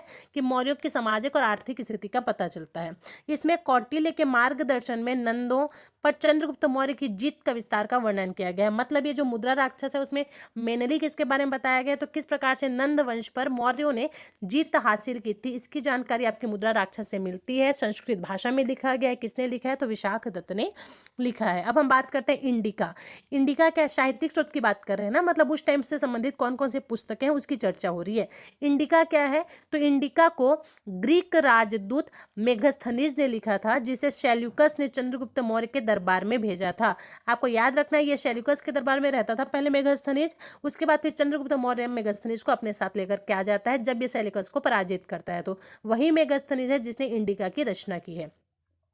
इस इंडिका में राजधानी शहर पाटलिपुत्र और मौर्य साम्राज्य के प्रशासन के बारे में बताया है। मतलब इंडिका में मेगास्थनीज ने किसकी चर्चा की है? तो अपनी राजधानी शहर पाटलिपुत्र का चर्चा किया है और साथ में मौर्य साम्राज्य के प्रशासन के बारे में पूरा विस्तृत वर्णन किया है कि आखिर इनका प्रशासन किस प्रकार से चल रहा था। अब हम बात करेंगे मौर्य साम्राज्य का पतन कैसे हो गया। तो देखो 232 ईसा पूर्व में अशोक शासन के अंत के साथ साथ मौर्य साम्राज्य का विघटन शुरू हो गया था। कई कारकों के कारण विशाल साम्राज्य का पतन हुआ। जैसे बहुत सारे कारण थे इसके, वित्तीय संकट, दमनकारी नियम थे, नए ज्ञान का प्रसार था, उत्तरी पश्चिमी सीमांत की उपेक्षा थी। मतलब एक कारण नहीं था, बहुत सारे कारण थे। कूट में ये पूछ लेगा, आपको याद रखना है। एक तो वित्तीय संकट भी था, ठीक है, क्योंकि हमने देखा चंद्रगुप्त मौर्य के टाइम पर ही 12 वर्ष का भीषण अकाल पड़ गया था। इसके अलावा कुछ दमनकारी नियम थे, कठोर नियम थे, नए ज्ञान का प्रसार हो रहा था, उत्तर पश्चिमी सीमांत की उपेक्षा भी की जा रही थी, मतलब ये पूरा का पूरा फोकस दक्षिण साइड पर ज़्यादा कर रहे थे, तो ऊपर वाला क्षेत्र इनका खाली हो गया। इस प्रकार से मौर्य वंश हमारा खत्म हो जाता है। जितने पॉइंट्स बन सकते थे सारे हमने कवर कर लिए। अब हम बात करेंगे मौर्योत्तर कालीन वंश का। मौर्योत्तर कालीन वंश, इसके अंतर्गत हमको ब्राह्मण वंश के बारे में पढ़ना है ना। मौर्योत्तर काल किसे कहा जाता है? ब्राह्मण वंश को कहा जाता है, जिसके अंतर्गत बहुत सारे ब्राह्मण वंश हम पढ़ेंगे। इसी को सम्मिलित रूप से मौर्योत्तर कालीन वंश कह दिया जाता है। तो देखते हैं, मौर्य वंश के अंतिम सम्राट कौन थे? वृहदत्त थे, जिसका वध करके उसी के सेनापति पुष्यमित्र शुंग ने मौर्य साम्राज्य की तख्ता पलटकर अपने नाम कर लिया था और शुंग वंश का नींव रखा था। तो मौर्य वंश के अंतिम शासक का क्या नाम था? वृहदत्त था, जिसकी हत्या किसने की? उसी का एक मंत्री था, नाम था पुष्यमित्र शुंग, और उसकी हत्या करके उसने अपने शुंग वंश की स्थापना की थी। यह एक ब्राह्मण वंश था, यह भी आपको याद रखना है, ठीक है। और इसी के वंश को मौर्योत्तर कालीन वंश कहा जाता है। मतलब टोटल ब्राह्मण वंश के बारे में हम पढ़ेंगे। देखते हैं कि शुंग वंश के बारे में क्या बताया जा रहा है और पुष्यमित्र शुंग ने क्या क्या किया था। देखते हैं।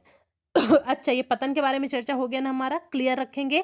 कूट में अगर प्रश्न बन जाए तो आपको याद रखना है, ठीक है। देखते हैं, मौर्य वंश के पतन के पश्चात कई ब्राह्मण वंशी शासकों ने सत्ता की बागडोर संभाली, जिसमें शुंग वंश हो गया, उसके बाद फिर कण्व वंश हो गया, कुषाण वंश हो गया और शातवाहन वंश हो गया।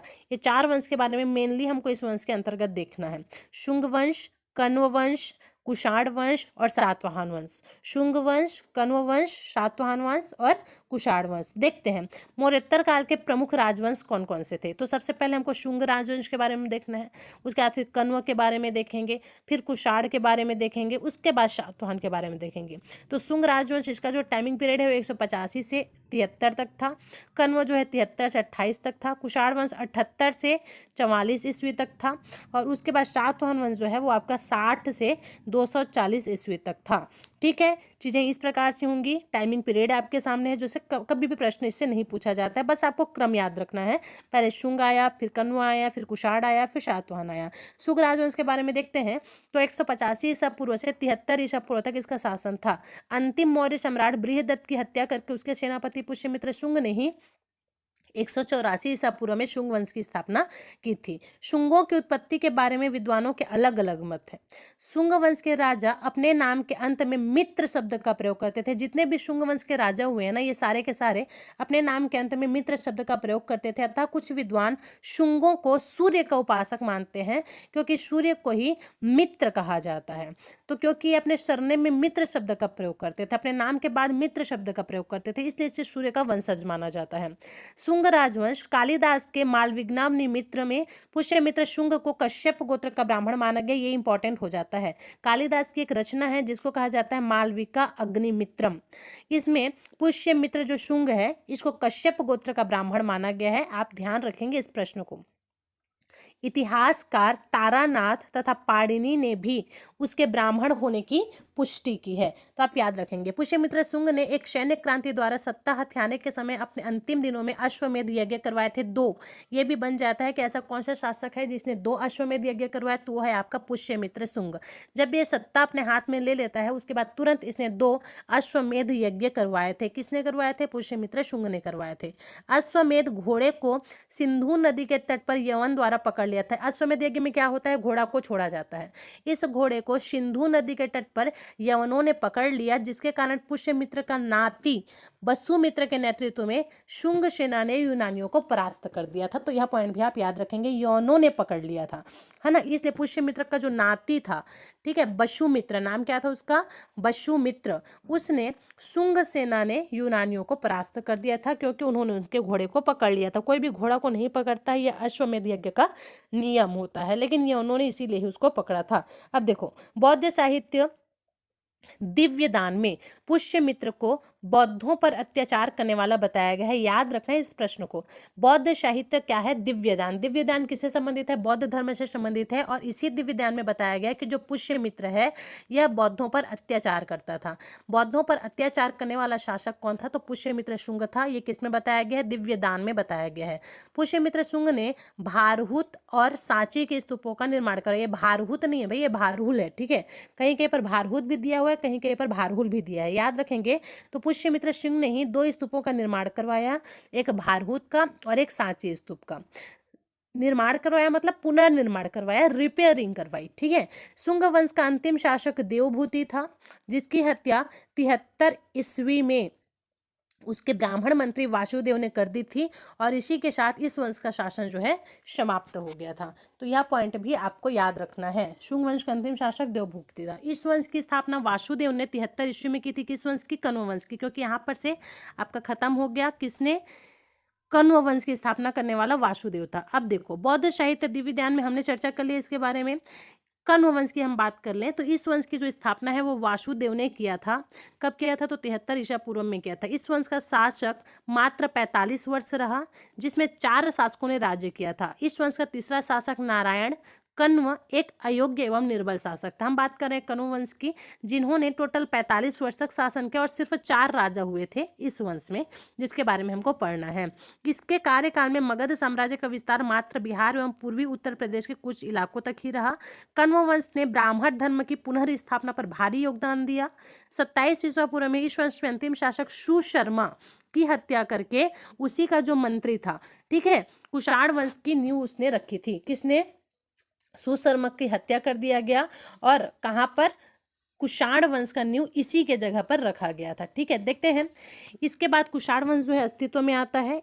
मगध पर कुषाण वंश का आधिपत्य स्थापित हो गया। कुजुल कड़फिशेस को कुषाण वंश का संस्थापक माना जाता है। यहाँ पर याद रखना है आपको, कौन से वंश को खत्म करके कुषाण वंश की नींव रखा गया है, ये भी आपको याद रखना है। तो कण्व वंश को खत्म करके कुषाण वंश की नींव रखी गई है। कुजुल कड़फिशेस को कुषाण वंश का संस्थापक माना जाता है, जो कि महान कुषाण सम्राट कनिष्क के परदादा थे। कनिष्क सबसे खास है इसमें, है ना। कुषाण वंश का प्रसिद्ध सम्राट कौन था? तो कनिष्क था, जिसकी पहली राजधानी पुरुषपुर थी तथा दूसरी राजधानी उन्होंने मथुरा को बनाया। कुषाण वंश की 2 राजधानियां थी भाई। सबसे पहले उन्होंने पुरुषपुर को अपनी राजधानी बनाई, उसके बाद फिर मथुरा को अपना राजधानी बनाया था। कनिष्क को द्वितीय अशोक भी कहा जाता है, क्योंकि बहुत ही ताकतवर था। कुषाणों ने शुद्ध सोने के सिक्के भी चलाए थे। ये आपका इंपॉर्टेंट हो जाता है कि शुद्ध सोने के सिक्के किसने चलाए? तो कुषाणों ने चलाया था। भारत में सर्वप्रथम सोने के सिक्कों का प्रचलन करने का जो श्रेय है वो कुषाणों को ही जाता है। ये आपके लिए इंपॉर्टेंट बन जाता है। तो भारत में सबसे पहले सोने के सिक्के का प्रचलन किसने किया था? कुषाणों ने किया था। और कुषाणों में भी किसने किया था? तो कनिष्क ने किया था। द्वितीय अशोक की संज्ञा किसे दी गई है? तो कनिष्क को दी गई है। कुषाण वंश ही वह वंश था जिसकी सीमाएं भारत के बाहर तक फैली हुई थी। कला की गांधार शैली भी कनिष्क के शासनकाल में ही पनपी थी। गांधार शैली वही शैली है जिसमें गौतम बुद्ध की मूर्तियां बनाई गई है ना। शक संवत शुरू करने का श्रेय भी कनिष्क को ही दिया जाता है।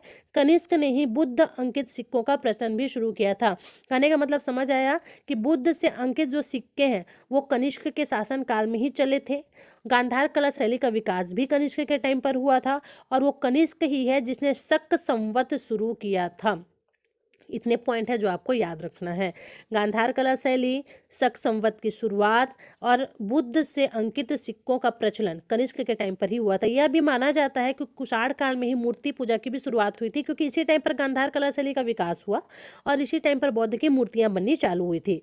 कुषाण वंश के पतन के पश्चात सातवाहन वंश का उदय होता है। मतलब कुषाण वंश खत्म हुआ, उसके बाद ही आपका सातवाहन वंश जो है अस्तित्व में आया था। अब देखते हैं हम सातवाहन वंश के बारे में। आंध्र देशीय सातवाहन वंश या सतकर्णी वंश की नींव 27 ईसा पूर्व में शिमुक ने रखी थी। आंध्र वंशीय सातवंश भी कहते हैं इसको, इसी को सतकर्णी वंश भी कहते हैं। इसकी नींव किसने रखा था? तो शिमुक ने रखा था, जिसे सिंधुक, शिशुक या शिप्रक के नाम से भी जानते हैं। बहुत सारे लोग शिशुक पढ़ रहे होंगे, है ना।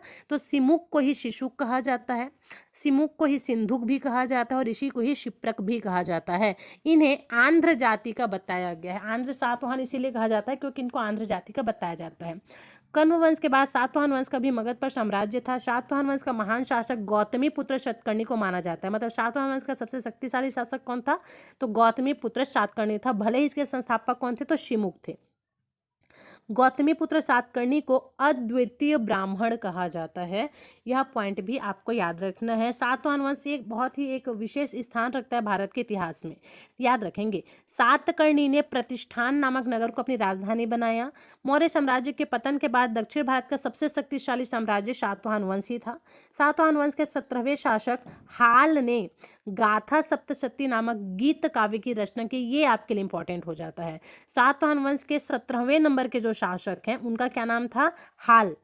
सातवाहन वंश के 17वें नंबर के शासक थे जिसका क्या नाम था, हाल।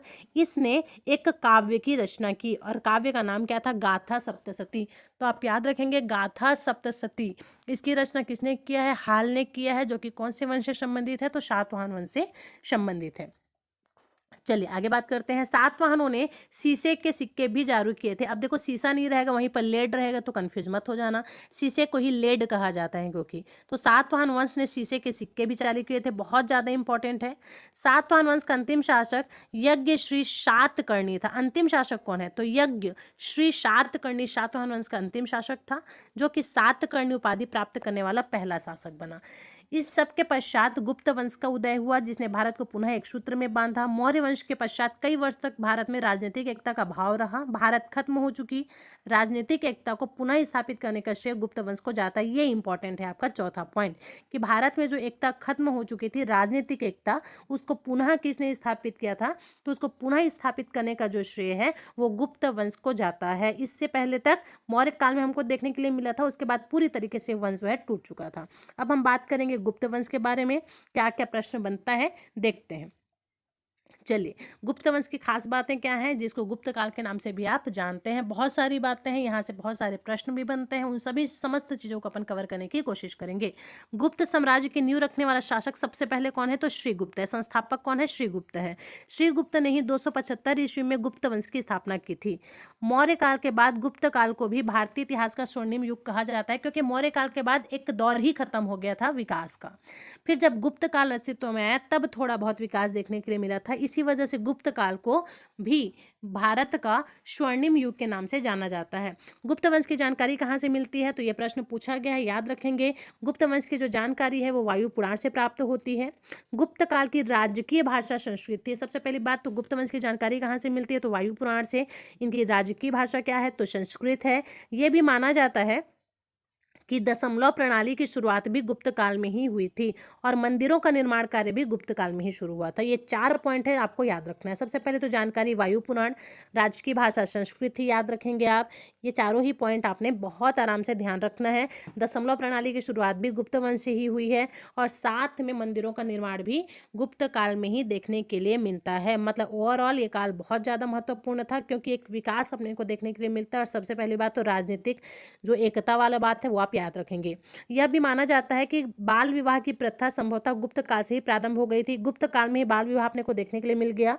गुप्तकालीन स्वर्ण मुद्रा को दिनार कहा जाता था, याद रखेंगे। दिनार किसको कहा जाता था, तो स्वर्ण मुद्रा को ही दिनार कहा जाता था। निष्क नामक शब्द का प्रयोग भी हमने देखा है सोने के लिए ही। गुप्त काल में सर्वाधिक सिक्के सोने के बनाए जाते थे।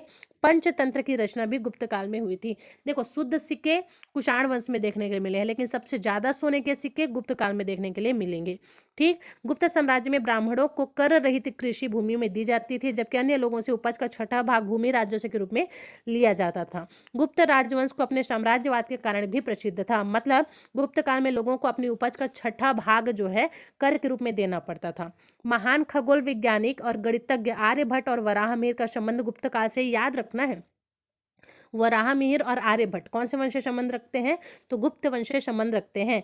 वराहमिहिर ने ही खगोल विज्ञान के भारतीय महाग्रंथ पंच सिद्धांतिकम की रचना किया। ये भी प्रश्न सीधे ही पूछ लेगा कि पंच सिद्धांतिकम, ठीक है, ये किसने रचा है, तो यह वराहमिहिर ने ही रचा है। आयुर्विज्ञान संबंधी रचना करने वाले रचनाकार सुश्रुत का संबंध भी गुप्त काल से ही है। तो इतने सारे जो वैज्ञानिक हैं, जो बड़े बड़े लोग हैं, वो इस काल से संबंध रखते हैं। ठीक, याद रखना है। आर्यभट्ट हो गया, वराहमिहिर हो गया। पंच सिद्धांतिकम किसने लिखा है, तो आपके वराहमिहिर ने लिखा है। आयुर्विज्ञान के बारे में सुश्रुत ने बताया, वो भी आपके गुप्त वंश से संबंधित है। मतलब जितने बड़े बड़े वैज्ञानिक हैं, चाहे खगोल वैज्ञानिक बोल दो या गणितज्ञ बोल दो, ये सारे आपके किससे संबंध रखते हैं, तो गुप्त वंश से संबंधित रखते हैं, गुप्त वंश से संबंध रखते हैं। आपको चीजें याद रखनी है, ठीक है। चलिए आगे बात करते हैं। तो गुप्त वंश के बारे में फिलहाल याद हो गया। अब देखते हैं इसके सबसे पहले शासक के रूप में श्रीगुप्त के बारे में। श्रीगुप्त का गुप्त वंश का प्रथम शासक और गुप्त वंश की स्थापना करने वाला शासक था। पूना से प्राप्त ताम्रपत्र में श्रीगुप्त को आदिराज नाम से संबोधित किया गया। यह पॉइंट आपके लिए इंपॉर्टेंट हो जाता है कि पूना से एक ताम्रपत्र प्राप्त हुआ, जिसमें इसी श्रीगुप्त को आदिराज के नाम से संबंधित किया गया है। ठीक, तो कहाँ से प्राप्त हुआ है, पूना से ताम्रपत्र प्राप्त हुआ है, जिसमें श्रीगुप्त को ही क्या कहा गया, आदिराज कहा गया। अब दूसरी दूसरी बात करेंगे हम घटोत्कच गुप्त। श्रीगुप्त के बाद उसका पुत्र घटोत्कच गुप्त सिंहासन पर आसीन होता है।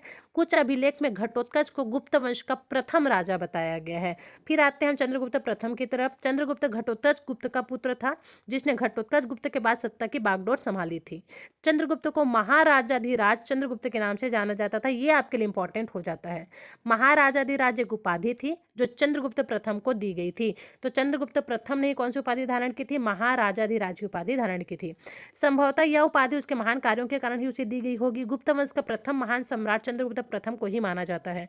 गुप्त संवत शुरू करने का श्रेय भी चंद्रगुप्त प्रथम को ही दिया जाता है।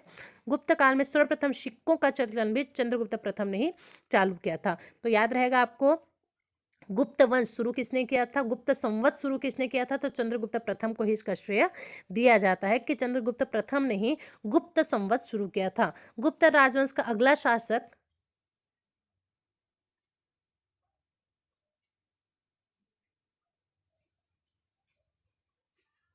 चंद्रगुप्त द्वितीय था, जो समुद्रगुप्त का पुत्र था। गुप्त राजवंश का अगला शासक कौन था? तो यह था आपका चंद्रगुप्त द्वितीय, जो कि समुद्रगुप्त का पुत्र था, जिसे विक्रमादित्य और देवगुप्त के नाम से भी जाना जाता है। हम जो जानते हैं चंद्रगुप्त विक्रमादित्य जिसको बोलते हैं, वो चंद्रगुप्त द्वितीय है, ये आपको याद रखना है। तो गुप्त राजवंश का अगला शासक कौन था? चंद्रगुप्त द्वितीय था, जो समुद्रगुप्त का पुत्र था, जिसे विक्रमादित्य और देवगुप्त के नाम से भी जाना जाता था। विक्रमादित्य इसकी उपाधि थी। इसे शक विजेता के नाम से भी जाना जाता है, क्योंकि इन्होंने शकों पर अपना विजय प्राप्त किया था। इसीलिए आपको याद रखना है कि शक विजेता की उपाधि किसे दी गई थी? तो चंद्रगुप्त द्वितीय को दिया गया था। चंद्रगुप्त विक्रमादित्य ने लगभग 40 वर्षों तक राज किया था। विक्रमादित्य के शासनकाल को भारतीय कला और साहित्य का स्वर्णिम युग कहा जाता है। साथ ही यह भारत के इतिहास का स्वर्णिम युग के रूप में भी जाना जाता है। मतलब चंद्रगुप्त विक्रमादित्य ये बहुत ही स्पेशल रहे थे इस वंश के बारे में, और इस वंश की जो विकास है वो पराकाष्ठा पर भी इन्हीं के टाइम पर पहुंचा था। देखिए, चंद्रगुप्त द्वितीय विशाल साम्राज्य उत्तर में हिमालय से लेकर के दक्षिण में नर्मदा नदी तट और पूर्व में बंगाल से लेकर के पश्चिम में गुजरात तक फैला हुआ था। तो यह आपको याद रखना है। चंद्रगुप्त द्वितीय प्रथम राजधानी पाटलिपुत्र थी। इन्होंने अपनी राजधानी अभी तक पाटलिपुत्र को ही बनाया हुआ है, और द्वितीय राजधानी इन्होंने अपना उज्जैन को बनाया था। ये आपके लिए इंपॉर्टेंट बन जाता है। तो चंद्रगुप्त द्वितीय ने सबसे पहले अपनी राजधानी कहाँ को बनाई? पाटलिपुत्र को, और दूसरी राजधानी उज्जैन को। प्रसिद्ध कवि कालिदास चंद्रगुप्त द्वितीय के ही दरबारी कवि थे, जिसे दरबार में सम्मिलित 9 रत्न में प्रधान माना जाता था। आपको याद रखना चाहिए कि चंद्रगुप्त द्वितीय के दरबार में 9 रत्न रहा करते थे।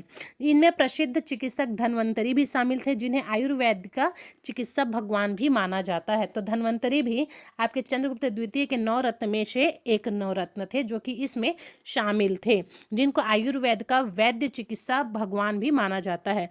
इसके अलावा और कौन से 7 रत्न थे? एक तो कालिदास हो गया, एक आपका धन्वंतरी हो गया, है ना। इसके अलावा अमर सिंह, शंकु, छपड़क, छपड़क कौन था? यह ज्योतिषी था, ठीक है। बैताल भट्ट हो गया, वराहमिहिर हो गया, और घट करपर और वर्रुचि, ये जो हैं इसके 9 रत्न हैं, जो कि चंद्रगुप्त विक्रमादित्य के दरबार में रहा करते थे। तो आपको याद रखना है, ठीक है। इन सभी के बारे में आपको याद रखना है। प्रसिद्ध कवि कालिदास के बारे में भी हमने जान लिया।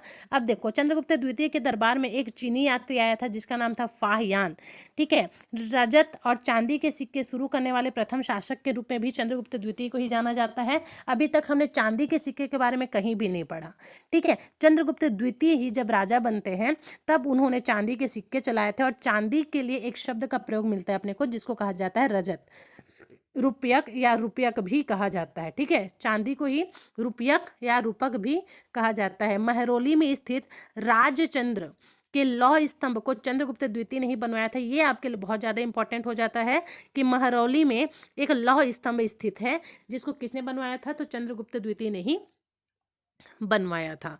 क्लियर? तो ये प्रश्न आपके लिए बहुत ज़्यादा इंपॉर्टेंट है। सभी के सभी प्रश्न इंपॉर्टेंट है। चांदी के लिए कौन से शब्द का प्रयोग किया गया? तो रूपक और रुपयक, ये भी आप याद रखेंगे।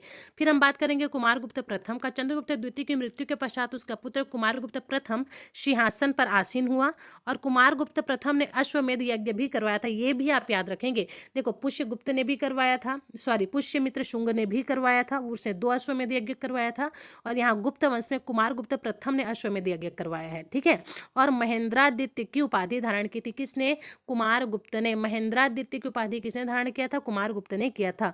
कुमारगुप्त प्रथम के ही शासनकाल में नालंदा विश्वविद्यालय की स्थापना हुई थी। यह पॉइंट भी आपके लिए इंपॉर्टेंट है जो आपको याद रखना है। स्कंदगुप्त की बात कर ले तो कुमारगुप्त की मृत्यु के पश्चात उसका उत्तराधिकारी स्कंदगुप्त होता है। उसे काफी लोक हितकारी सम्राट माना गया।